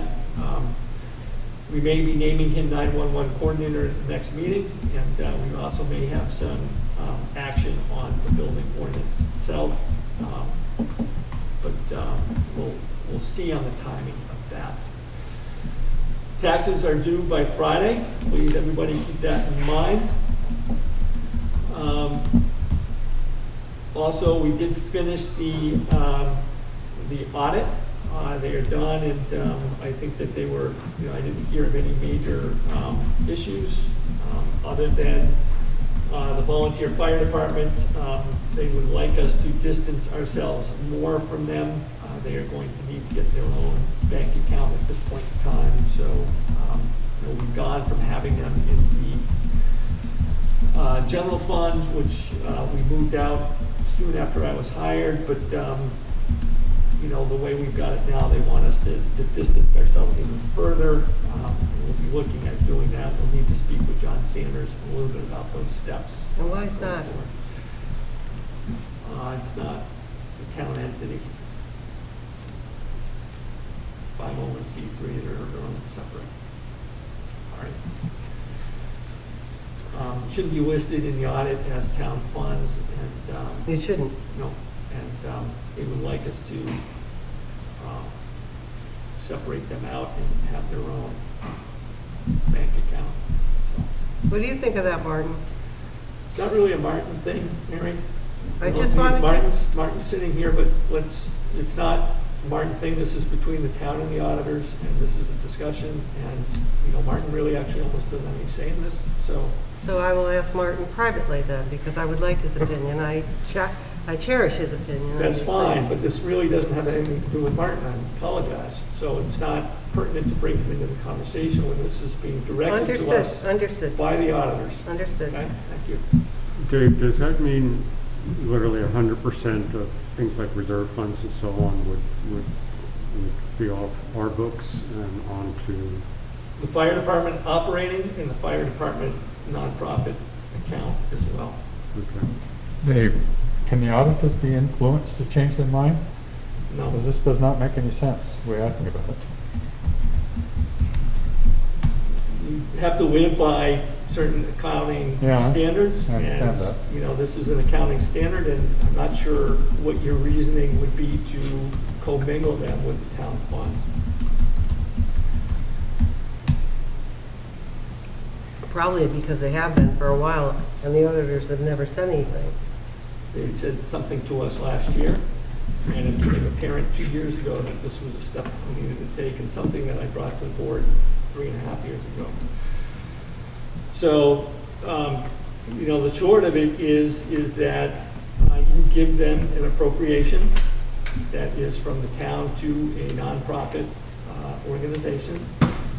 They raise funds themselves as a nonprofit, and they simply just want to keep it separate from our accounts. Okay? They raise funds through grants. No. Dollars? Yeah, maybe they get some grants. What? They get donations. Yeah, private but do they actually fundraise? They have, you know, over $30,000 in the account. So, you know, that they have fundraised or been granted or have been gifted at some point through the years. You know, I think that, you know, the difference, a prime example of the difference is that the money that we raise for their fire equipment purchases is indeed money raised by the town, goes to the town voters for a vote, is then, you know, that stays in the town general fund and is accounted for separately. With 501c3 monies, they have essentially said it's time for it to be in its So own you're account. saying that the most expensive part of their budget can stay in the town accounts? They're saying what the town raises Yeah. Well, I'm thinking about buying fire trucks and in its own funds, other equipment. and the town puts to the voters as a general fund, you know, to be raised for general fund purposes, is indeed town money. And this came up actually at appropriation time, where there was confusion as to why they need to actually ask for signatures to, you know, raise their money, and it's because they are no different than Aging in Hartland. Aging in Hartland is a 501c3 nonprofit entity that needs to request and, you know, monies to be raised. Fire department doesn't want to give that up, at least at the moment, and they need to, you know, keep that, you know, that's the offset. You know, they can give that up and, you know, they could be absorbed by the town. Nothing really would change too much other than, you know, John now has the red tape of the town. But, you know, what they're saying is they can't have their cake and eat it too. So does this foreshadow what you have been predicting will happen with Hartland Winter Trails next year? So Hartland Winter Trails is actually almost a little bit backwards in that our insurance company does not recognize them as a town entity. And therefore, their liability is, you know, greatly questioned by our coverage for their liability is greatly questioned. There's a little less concern on behalf of the auditors because they're not an organization, and they had some documentation that they pulled up or got from somewhere, they're not here, that indicated that maybe their original monies they received back in like 1973 was a donation to the town. Now, I can't confirm that, but the fact that there was something like that on the docket and that this was not an actual whole different entity, they don't feel as uncomfortable about them as they do. And again, let's, you know, so we got two different problems. One is coming from our accounting and how we account for this entity. The other one is the insurance saying there's nothing to this group that resembles any ties to the town, and therefore our desire to cover them is not very high.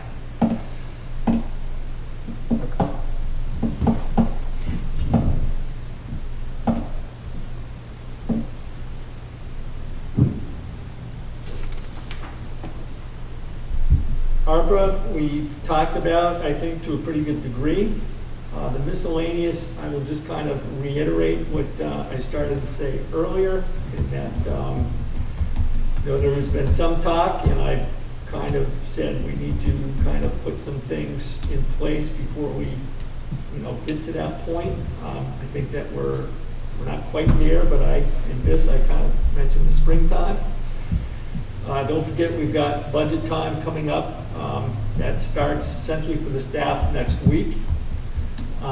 So that is, coming down the pike. That's going to, keep us occupied, as well as some of the other things that we've got going on. And, but I do think that some of the things that, just Curtis and Phil that you just talked about, are some of the things that we're running into from an internal structure. Or to just the fact that, it's a problem, but, I think that at a minimum, we need to start to, have that discussion on, our ability to utilize Damon Hall from an administrative purpose. I think that Damon Hall is, a great asset for offices, and functionability is, I think, deserving of a conversation. The highway garage, I believe, dates to somewhere in the mid-1960s. It has certainly limitations, and just simply, a building that old, you can't help but not want to discuss what you're going to do with it in the future. I think that there's other physical assets, such as our salt shed, and the fact that our sand is probably within 50 feet of a brook is also a long-term issue. So these are things that, as we put, the foundation into place, and we put these pieces into place that we've been kind of working on, at some point, you do need to take that focus and look forward. I think that there's some that have a couple other focuses, but these are things, again, for me, it's just simple nuts and bolts stuff that, needs to be done. It's not something that's gonna, it's not quite as, pressing as, the amount of staff that we have in the highway department at the moment, which is obviously, keeping me up and giving me grace hairs, and how the winter is gonna go, and if there's anybody out there to hire. But, certainly beyond that, we do have some long-term issues there.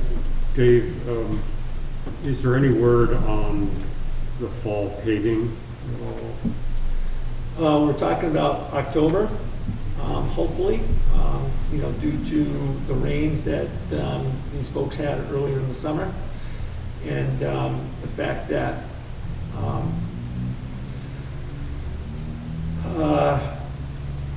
the bridge, so kind of between the two, it's very hard for us to, get material out to either of these places, particularly, Mason Towers, that was on the schedule, so we're looking at early October, but we also have some other issues to contend with, moving sand and, other things. Mm-hmm. But that's what, the last communication I had was. Okay, great.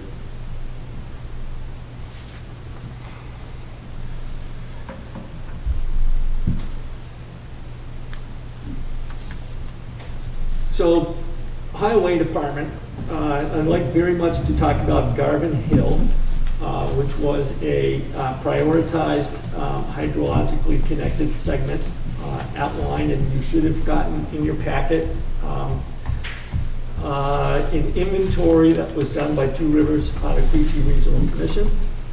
outlining how this works and why, and the criteria used, and why Garvin Hill was a target of work, and why we chose it, and that it needed to be done by 2025.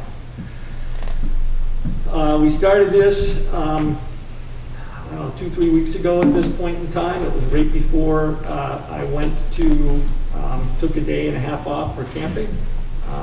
It was when a lot of this action occurred. However, there was some pre-planning to this. It did happen below me, and I will very much point out, again, this comes to a little bit of that capacity discussion, Curtis, and the ability to be able to lean in and understand what's going on with the projects in town. But that being said, it is a function, and as town manager, this responsibility falls upon me. But that being said, in order for us to move forward and for us to get things done, I need to be able to delegate authority and decision-making and to be able to do things. I think it's important that I be able to particularly delegate to the highway person, and this is important in the hiring that we've got going on. So a lot of the pre-planning of this project did occur at the highway level. Though I was brought into this, I did understand that there was going to be multiple, if not numerous, trees cut. We did understand that. We did reach out to the property owner and made that communication. We took the time to meet with this property owner to discuss that there was going to be multiple, many trees cut. We told him that there was going to be ditching to be done. We did not discuss that there was a berm that was there. We did not discuss that that was going to be completely removed. We did discuss that ditching was going to take place in that location. The project did go forward. Unfortunately, a number of trees was given to the property owner. I think if I had just stuck with numerous, it would have been good. It was conveyed to me that it was going to be 10 to 14, which was then conveyed to him. It ended up being more like 25, so that was an unfortunate piece of this puzzle. And ultimately, there was ditching in that berm slash stone wall. The entire removal of that was not discussed with him, so I would agree that communication could have been strengthened on this project. And a little bit more understanding of the project going into that. That being said, the project came out exactly as specified, as we, or as it had been desired. I believe that this segment will work extremely well. There is, and I also gave to you a highway policy that is in here as well. And so the trees and essentially the stone wall, there is language in the highway policy for both. And there was a select board member that was notified of this project and by the property owner. And I think that the select board member acted appropriately in notifying me that parts of the policy had not been carried out. Notified Mary. I think that that also was appropriate. However, I would painfully like to point out that there is a distinct difference between the statute and the policy, and that there may be some confusion between the two and understanding between the two. And the policy, again, I have checked with 2 lawyers at this point in time, and as far as state statute goes, there was really not is an agreed, act, as perhaps may be perceived with the policy. So the policy states that, we need to have agreement on the trees, and that a policy needs to be given to the property owner. It was not given to the property owner, again, that's on me. And I think that, at least my understanding, and I think that, although I was not part of all communications, but I think that based upon what I've read of the Two Rivers report, and how this proceeded, in my conversation with the property owner, not at any time in my conversation was there mention of a stone wall, even when we said that there was going to be ditching or tree removal. I believe that this was perceived to be essentially a berm, and yes, in hindsight you can say, below this property it's visual as a stone wall. There was parts of this close to the landowner's house that was visibly a stone wall, and that was kept in place. But I will just mention that there is a difference between the two. Policy can be stricter, but policy also cannot avoid our obligations under Act 64, which is essentially the stormwater runoff. There is kind of a second part I'm just going to kind of throw out here. I don't have it in the town manager update, but just another example of the policy. The policy states that, any,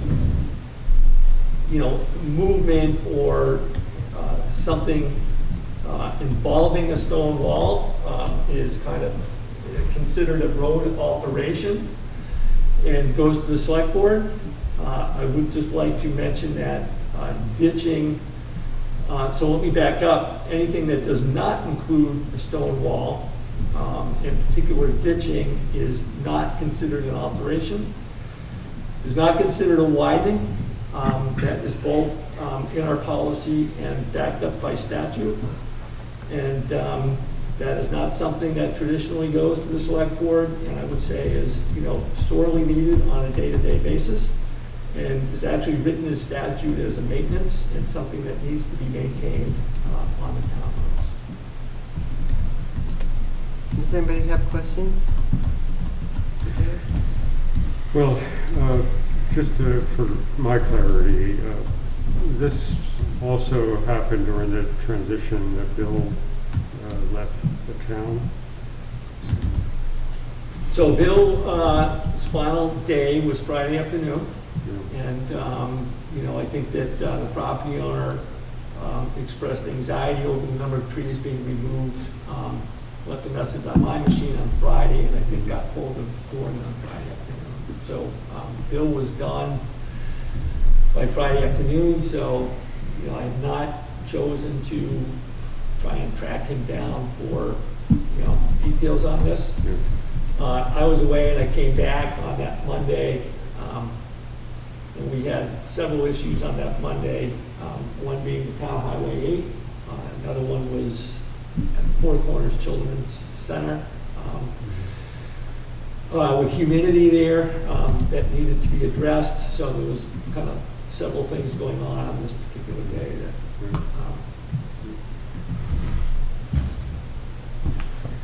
So I guess,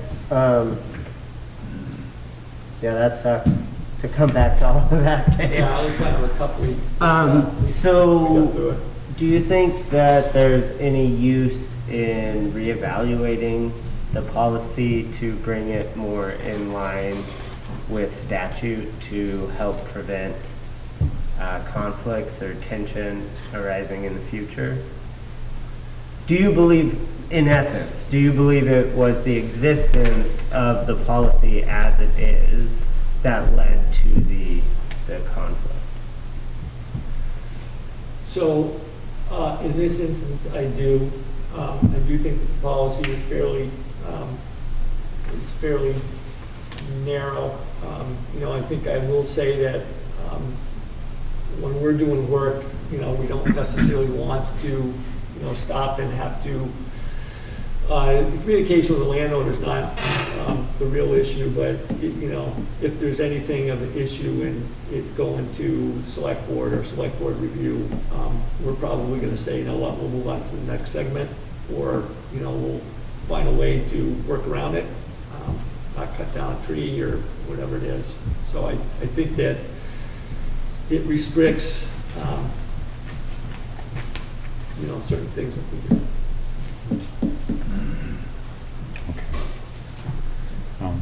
I guess I should say something.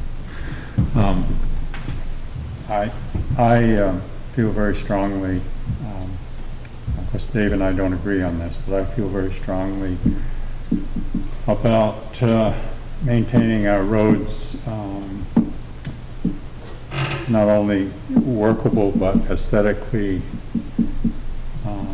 pleasing to look at, I guess. And cutting down of the trees really isn't a big issue in this case, I don't think, because there's another whole row of trees behind them.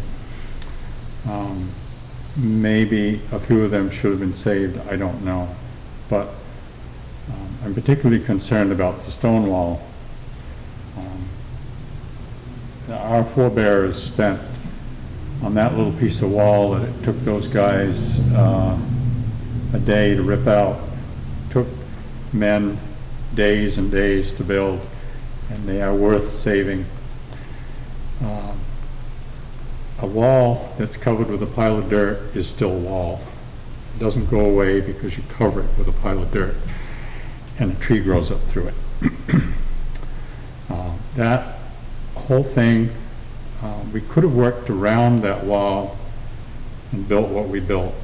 And we have 4 culverts there. They all have to have a gap in the wall so you can work on the culvert, and that would not have been an issue. That's a very narrow road, lightly traveled road.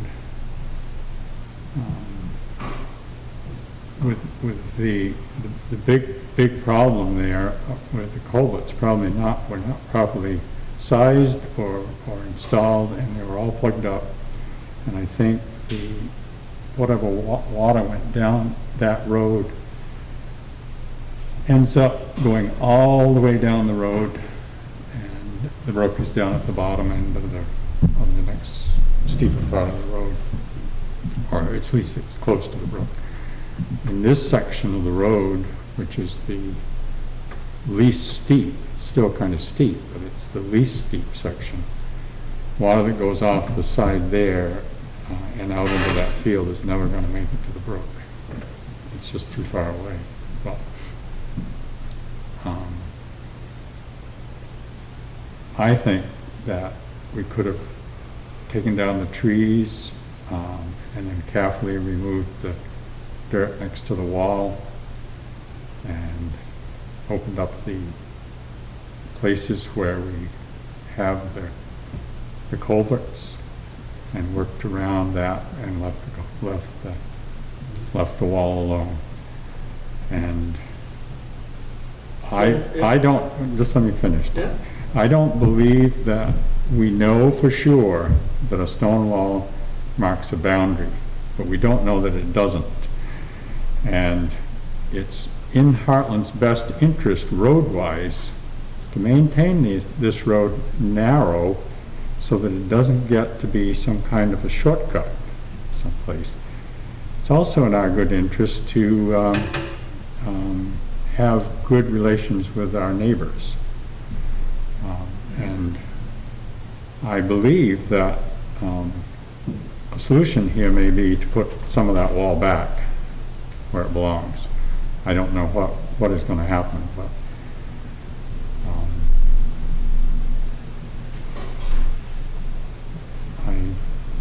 I don't know. I just think we need to be a little more careful in the future, make sure this doesn't happen again, and do our best to work with what we've got and follow our policy, which says we're not supposed to disturb walls, which I think is a good rule. try to do better next time. So 2 comments to that. So one, you mentioned the culverts and, you know, so the important thing here, and I think that what the inventory gets to is that there's multiple pieces to the road. So there's the culverts, there's, you know, the drainage, you know, there's the crown, there's the shoulder. So there's, you know, they list 5 to 6 criteria that need to be looked at as far as bringing these roads up to grade. So you are rightfully so, and to point out that, you know, one time those roads, those culverts were sized, but, you know, we sized everything at 18 at this point, not 15. And we pulled them out and they were rusted, they weren't working. So you're correct on that, but there are the other pieces to the roadway that, you know, the state is asking us to look at. The only other comment I would make is that, again, I think that the improvement here is the better communication of the project as a whole. But I can say for sure that there was a firm understanding that there was going to need to be ditching there, and there was a firm understanding of ditching we had done in other parts of town. So at no point in those discussions with anybody did anybody say, you know, heck, there's a stone wall in there. Even if you ditch, you know, a foot at, you know, of that, you're gonna be digging up a stone wall. You know, that never was a part of the conversation, even when ditching was a part of the conversation with the need for ditching. And, you know, there's room for miscommunication there, but, you know, at the end of the day, you know, there is, you know, I don't think anybody's going to look at, you know, taking out a stone wall that is visually a part of, you know, that property. I do think that there comes a time that, you know, when they are so grown over and so treed, you know, that narrowness is a problem for the road. And it's a problem for the safety and for the overall health of the road. Because if you don't have the ditching, then that water is just going down the side of the road, and it's just gonna take that material with it, or in the wintertime, it's just gonna ice up. I've heard you So- say that before, but what's unsafe about a narrow road? I think it's the tree canopy over the narrow road that there's so much, you know, the sunlight is a good thing, you know, for the road. And I'm not talking about completely open, you know. You know, at Doesn't least need to those be were- Interstate 91. Those are all hardwoods, so they're gonna lose their leaves in the winter.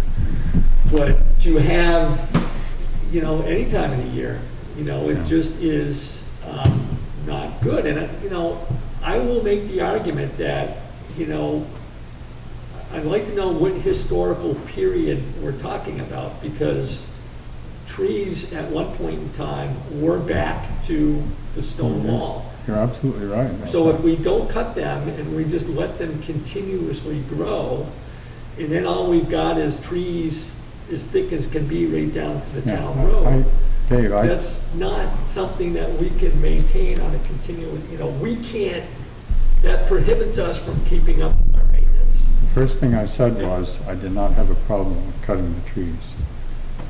Okay, so, They're really, especially in that case, they're growing right into the way. our time has ended for this discussion, and I think it seems like it's between you two.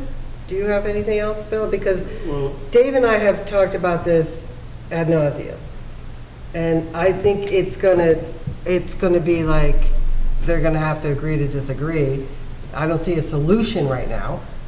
So that's what I'm looking for. But go ahead, what did you want to say? well, thank you, because if you're having a private conversation, then we'd love to sort of join in. It was, I can, as a select board member, a select board chair, I can talk to Dave from now until next week. And so can you, Phil, and so can you, Curtis, and so can you, Gordon, and all of you have. So, go ahead, Phil. But just don't cut me off because you've already had a conversation. Please. Keep going, Phil. Gordon, I commiserate with you after last summer's power company work on Barron Hill Road and Merritt Road, that visual beauty that was there on the roads is gone, and it's not gonna come back. It's just kind of crazy. I don't know what to do with walls that we don't know are there. I have a stone wall on my property that the road covers. You know, I only know it's there because it's in another section. All over the place. Yeah, and I don't know how we would change our guidelines to prevent anything like that. I think it would be a good discussion at some point we could have in respect to what Merritt is saying, let's get going. And the other piece we mentioned was traffic.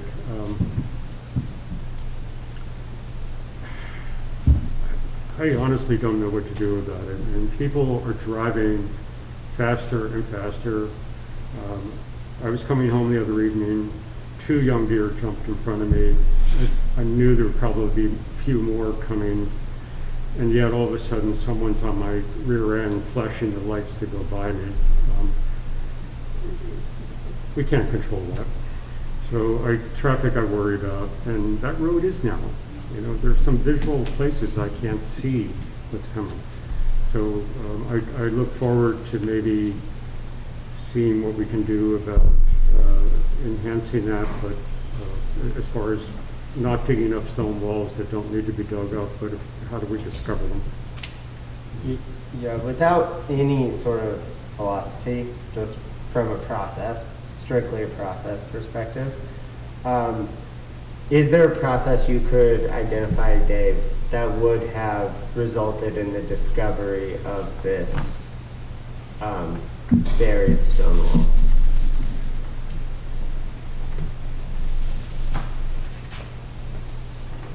You know, I suppose, you know, I suspect that the answer to that is yes.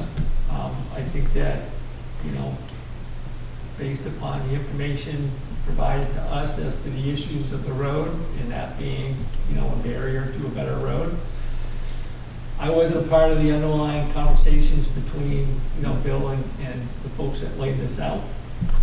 And there was communication with the owner itself. You know, I think that the only barrier would have been, you know, look, you know, we're going to remove the entire, you know, what could have made this better was, you know, we're gonna move this, you know, this is gonna go away. And then I think that if there was focus on that going away, then there could be like, okay, what does that look like and what does that mean? You know, and I think that that's the place we could have made this better. I think every sort of policy that we decide upon has costs associated with it and benefits that we get because of it. And so in order for us to be able to properly reason about the benefit of one policy versus another, I think we need some sense of what the process would be in order to do things like ensure we don't ever remove a stone wall, something like that, like what Gordon would want. In order for me to be able to think about that, like logically at all, I would have to know like what are the steps that would be required to make sure that doesn't happen. And then we could work from there about, you know, where the relative trade-offs are. So if it were possible to think through that, that would be really useful information to have, for me at least. Well, probably the common sense thing is, you look at the road, there's stone walls going down on each side. You can guess that the stone wall keeps going, and they will look for it in the future if it's buried in a berm. There certainly might be times when you need to remove a stone wall. But if that is a property line, then that would be a taking, and the landowner would get some compensation. And that would have to be done if a road had to be widened for some real reason. That's perfectly So I'll normal. just, 2 comments to that whole thing. One can sit there and have a very detailed, lengthy conversation and not come away with, that's a stone wall. Right. You know, I spent several days up there and a fair amount of time talking to this gentleman, and, you know, not once did I come away with the fact that, oh gee, that's a stone wall. This would just be one of those things that we disagree on, but, you know, looking back at the objective of this policy, it states that the objective is on the aesthetics of the trees and the stone walls. I would question the aesthetics of the stone wall buried under dirt, grass, and multiples of trees. I think that the aesthetics lies on, yes, you look and you see fields and stone walls and trees. You know, I guess it's just what they hammer into us, but if I see, you know, dirt, trees, and grass, you know, we see berms. But I think going back to the objective of the policy, it talks about the aesthetics of the stone wall, and I think that, you know, in this case, you can't see the stone wall, and I question where the aesthetics is. I do have to differ with you, Dave, as much as I don't want to prolong this discussion any further, but the policy is actually, that I can't see, it doesn't deal with aesthetics. It's stone walls are assumed to be the highway right-of-way boundary, but in no way is this meant to be a local definition. So then it goes on to say they should not be disturbed, damaged, moved, or removed. It doesn't address aesthetics in that number 5, the top. Objective, it is the objective of the town of Hartland to maintain and improve its roads for safe, convenient, enjoyable traffic, enjoyable travel by motor vehicles as well as for recreational use by horse, bicycle, or pedestrian. It is not the intention of town policy to straighten and widen town highways. We are not widening a town highway, by the way. So it encourage speeding, excessive use, or shortcutting. Trees and stone walls along town highways contribute significantly to the beauty of the town. Proper tree trimming and where warranted tree removal are essential for safe movement of people and vehicles.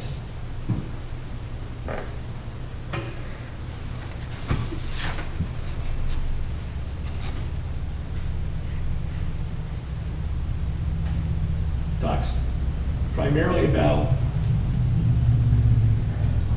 beauty, contributing to significant beauty of the town. Trees and stone walls along contribute significantly to the beauty of the town. That's good. That's not a bad thing. That's No, good. I'm not saying, where is that? I just gave Oh, a- okay. I'm not saying that it is a bad thing, but to me, in section 5, stone walls, the emphasis is on the right of way. So anyway, I think we could really. Well, I agree, so that the policy, and I'm gonna come back to policy and statute. which I know. I think is Yes. important. And you know what, I am gonna take a moment to, you know, make this point, because I think it's important that when select board members communicate, that they be careful as to who they are communicating on whose behalf. So if you're gonna go and speak to a resident and talk to them about what you think is statute, and plant something in their head, and, you know, that's what statute is, yet when the town manager speaks to a lawyer and, you know, that's not what someone should be communicating to a landowner, please, you know, and I say this to the group as a whole, that I hope is you as an independent resident making that discussion, and not as a member of the town and giving them, you know, our stance on the issue or how that is. And I think that that's an important distinction. And I think that, you know, it weighs us, it puts us in a situation that it's sympathetic as you may be to this person, is not what a member should be doing on behalf of the town and putting in that position. Dave, in my discussions with the landowner, I was very aware of the town's, the importance of the towns, and I did not, in other words, he was really upset about the trees going away, and to me, that wasn't really the issue, and I gave him a copy of the road policy, which you should have had. And you had some discussions on rights of way and property lines and Well, I do your believe that. your perception on what a right of way should be. It's in our policy. that But it that's says- not what state statute says. Well, I don't know about the state statute, Well, but, I think it's important that, but you know, he, that um, when you communicate something to that extent, and you communicate it as, you know. I told him, fact, I think that what- puts us in a weak position. I'm what I sorry. told Dan was that it was my understanding that stone walls were the property line, but I did not know for sure. I have never found anybody that can verify that in a legal way, and I don't know if it has been.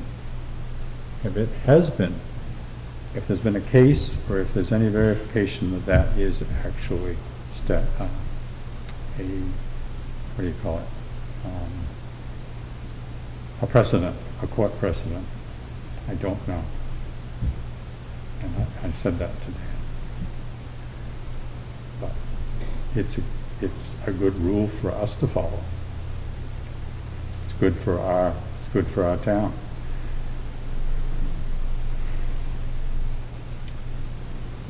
I would say it's not the best thing for our roads.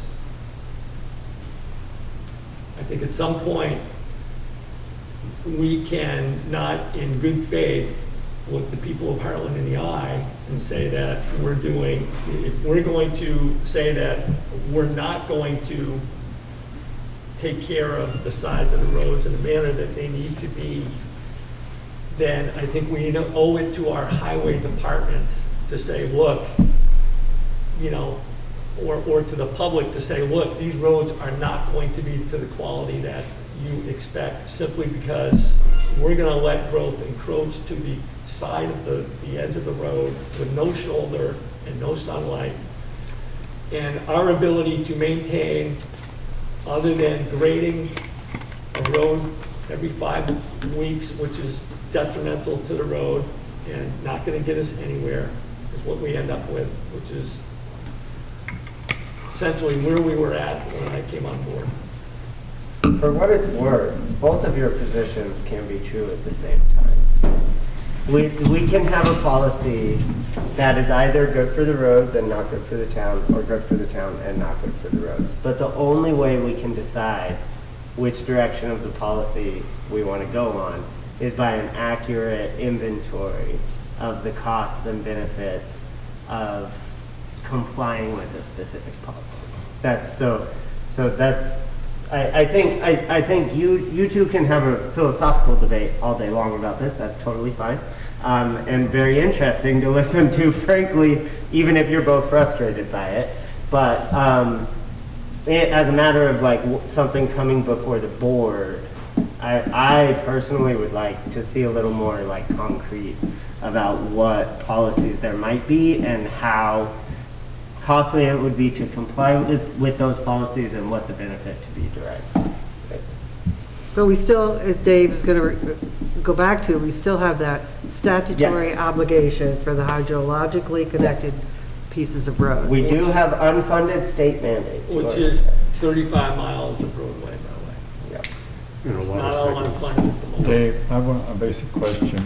When we're focusing on this project, was there a sketch or something on paper showing how this was going to turn out in the end, or was it done as it progressed?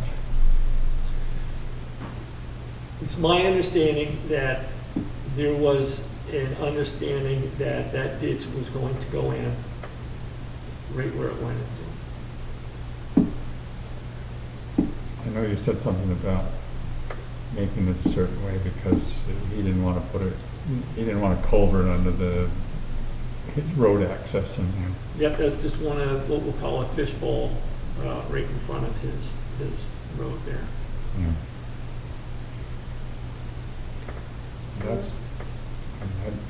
Seems like there ought to be some kind of how'd the contractor know what to do? That's what I'm asking. If there isn't something down on paper, this is how it's going to turn out. So there was a basic thing that Dan does have, that showed that there was going to be a ditch line down that side. And that was discussed again between Bill and the contractor. You know, he has that delegated authority to put that in and, and again, you want to call it a stone wall, it was perceived to be a hindrance to the good working of that road, is my belief. And that's why it came out, and that's why there's a ditch there. I'll be honest, and you and I have had this conversation a little bit, it does not take an engineer to do this. It's fairly, there's a whole lot of common sense and straightforwardness to this. And, in most places, Brothers Road being one of them, you can distinctively see road taken out because, it's got nowhere else to go, and it creates its own ditch. And that's what creates, I had someone in today saying, from Barron Hill to Brothers Road is, on Emmett Hill Road is washed out, and it's got crevasses, and you can barely get two cars, go side by side. Well, it's that way because, drainage, either the berm needs to be removed or there needs to be two ditches on that roadway because it's on both sides and it's prevalent, and that needs to be ditched. There's no question about it. So you can, there's a section of Weed Road, Mary, we talked about, needs to be ditched. There's a section, on Town Farm Road in front of the mansion needs to be ditched, and without the ditch, it's just washed out piece of road. So some of this is not, literally, you can tell almost driving by what needs to be addressed and what the problem is. But for what it's worth, Gordon, what you just said is exactly the sort of policy that can be entertained. Like then I really feel like I could sink my teeth into it. If the policy was something like a specification up to this certain level needs to be provided with a certain amount of time, that's a policy that I could then think, okay, what are the costs and benefits of having this policy versus something else? Well, I probably would find Dave and I would disagree on this, but I'll ask you this question, Dave. Do you think that every inch of town road that we maintain in Hartland should be wide enough for two cars to meet at, let's say, 15 miles an hour? That's going really slow. I have stated since I've been here, and it is still our continuous goal, and I'm not sure of any place that we have widened the actual width of the road itself. In that we need to maintain these roads. We are not out to build a wider road. We are not out to build a highway. We are out to put a ditch in the road so that we don't have to go back every 4 weeks to the same spot and fix it. All I'm saying here is that in case where because I agree with you, we need a ditch beside the road. I don't know that it has to be 4 feet of stone, but that's what they want. They want 4 feet, yeah. Yeah, but if the side of the road, sides of the road, I'll say, are not permitting to have a road wide enough for two cars to meet in that spot and build that ditch, I don't see any problem with having sections of road where people have to wait on roads that are not traveled very much. People are gonna have to wait and take their turn to go through. I don't see a problem with that. I do, Gordon, just from a safety perspective. I'm living in an area that's constantly being developed these days up above me. Places that the town didn't, I mentioned before, the town didn't even plow the roads in the 70s and 80s. And I have a contractor pulling a trailer coming down the hill at me, and I'm in a total panic because there's, they can't stop.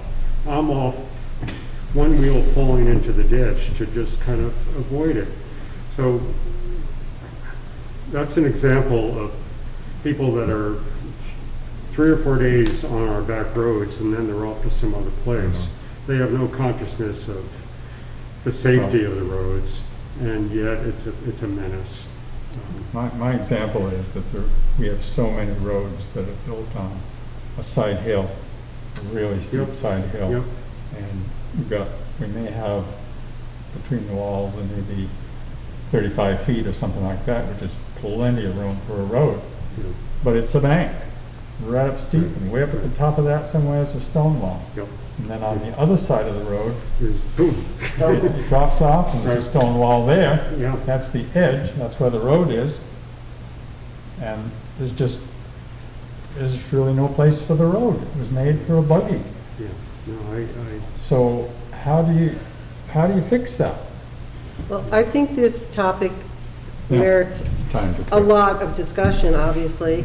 So perhaps we could put it on, because it's not on the agenda, I think we could have it on a future agenda, and the public could weigh in.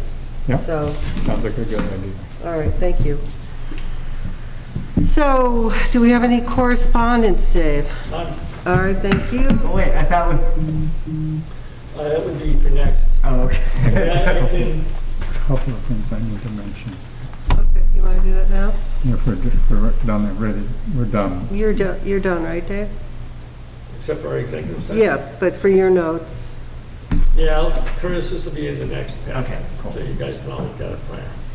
And does anybody have anything they want to add before executive session? Just Any- have a couple things to bring up. You That's do. all. All right, go ahead. David Cowdery called me. He's having some issues with the state. I think they're ongoing, where he needs to get some kind of a permit for the business that they're running there. And he would like the backing of the select board when he applies to the state for, I think he probably is looking for a letter or something. I don't know. I don't know. I'm telling you what he asked me, and I'm passing it on. He's asking for us to permit a junkyard. No, that's And not, no, he has that, no, the- that's not what it is. then. The largest unlicensed junkyard in the state of Vermont. It's not what he's asking for. He's asking for, a permit to run a repair shop or something like that. Something about, I didn't totally understand, but he buys cars that need to be made saleable.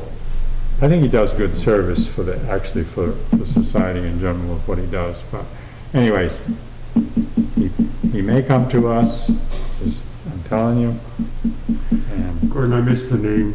David Cowdery, it's Dave's Auto Body. Oh, sure. 112. Yep. Okay, that's one issue. The other thing is the Christmas tree in Four Corners is gonna stand for another season, obviously. Is Well, it? Yeah, we don't wanna dig it up this fall, because they got the lights are all on it, they wanna use it. Is that okay? Doesn't bother anybody? I'm not, we'd have to talk to the landowner. As long as That's we don't us. get any more Us, letters in the but, mail. But Anyways. Is it, I mean, to me, it looks like a disaster waiting to happen. It's dead. Well, I think there's a little green in the very top. I don't know. There's some Anyways. silos. Way up going through there, like Rosemary. 4 feet. Anyways, Mary, if it stands there for another year, it'll look pretty in Christmas time, in the dark. And In the dark. we really need, in the spring, we really need to think about getting rid of it so we can start over. That's all I'm saying. I've talked about That's it. all I'm saying. Okay, yes, I'm with you. But you did say if it stands for another year. Oh, it's not gonna fall over. No? It's a spruce tree. Okay. Takes them forever to fall over. All right, thank you. Well, thank you, everyone. We are going into executive session for, do you have the wording? No, Okay, for I'm going. you crazy. PSA. No, you need to make 2 motions to go into executive session. You need to find that, premature general knowledge of this subject, will place the town at a substantial Okay, what's the second one? Contract, that was Oh, we have to make that motion. 2 motions, that's the first one. Yeah. Okay, would someone like to make the first motion that we need to make to go into executive Find session? that premature general public knowledge of this subject will place the town at a substantial disadvantage. I just read them. Okay, Gordon Curtis, do you want to second it? No, I'll second it. All right, thank you. And Wait, Mike- Phil, Phil made the motion. Do you want the wording from Dave? no, it can be added later. Okay. Gordon seconded, did. And we all agree, I'm assuming? Looks like, nobody's saying no. Now, the second motion that Phil is going to make is that Phil moves to enter into executive session to discuss, I'm sorry, Phil moves to enter into executive session under the provision of Title I, Section 313A, small a, 1, capital A. It's on our agenda. I'll second that. Are you fine making that motion? Are you comfortable with it? And we all are in favor, I Yes. believe? Yes, we all. So the meeting is going into executive session right now. So you're welcome to wait around. I don't know if we're going to come out and have an action or not.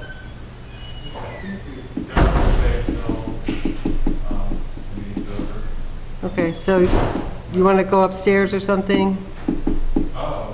Or out in your cars? Executive session is, there's nobody here except us.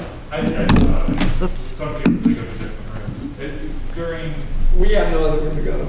yeah, I see, so in previous years, this guy been here, do they turn the camera off or something? You guys just pack up and go. Oh. You know, there may be Protracted. there may be an actual action on this tonight. I mean, if they want to spend 15 minutes. Okay. You know. How about we'll turn off the camera and we'll upstairs. Okay. This is not a subject I'm overly concerned about. Well, it's still executive session, and if nobody else is allowed to be here, then they All can't. of them, right? Yeah. Okay. Don't stop streaming.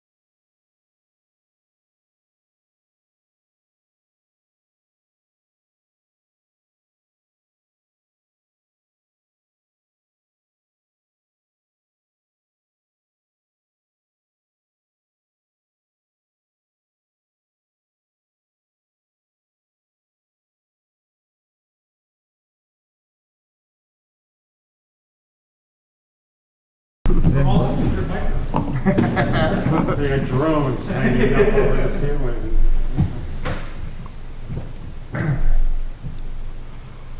All right, I will second it. so we exited executive session, and Phil? I make a motion that we accept the pizza oven use agreement as Presented. presented. I will second. Any discussion? No, thank you. Hearing none. I believe we have consensus. We are in favor. We're all in favor, motion passed. And we will sign this, and we are adjourned. So can you please pass my apologies, is it Rebecca? Or, can you please pass on my apologies, the president of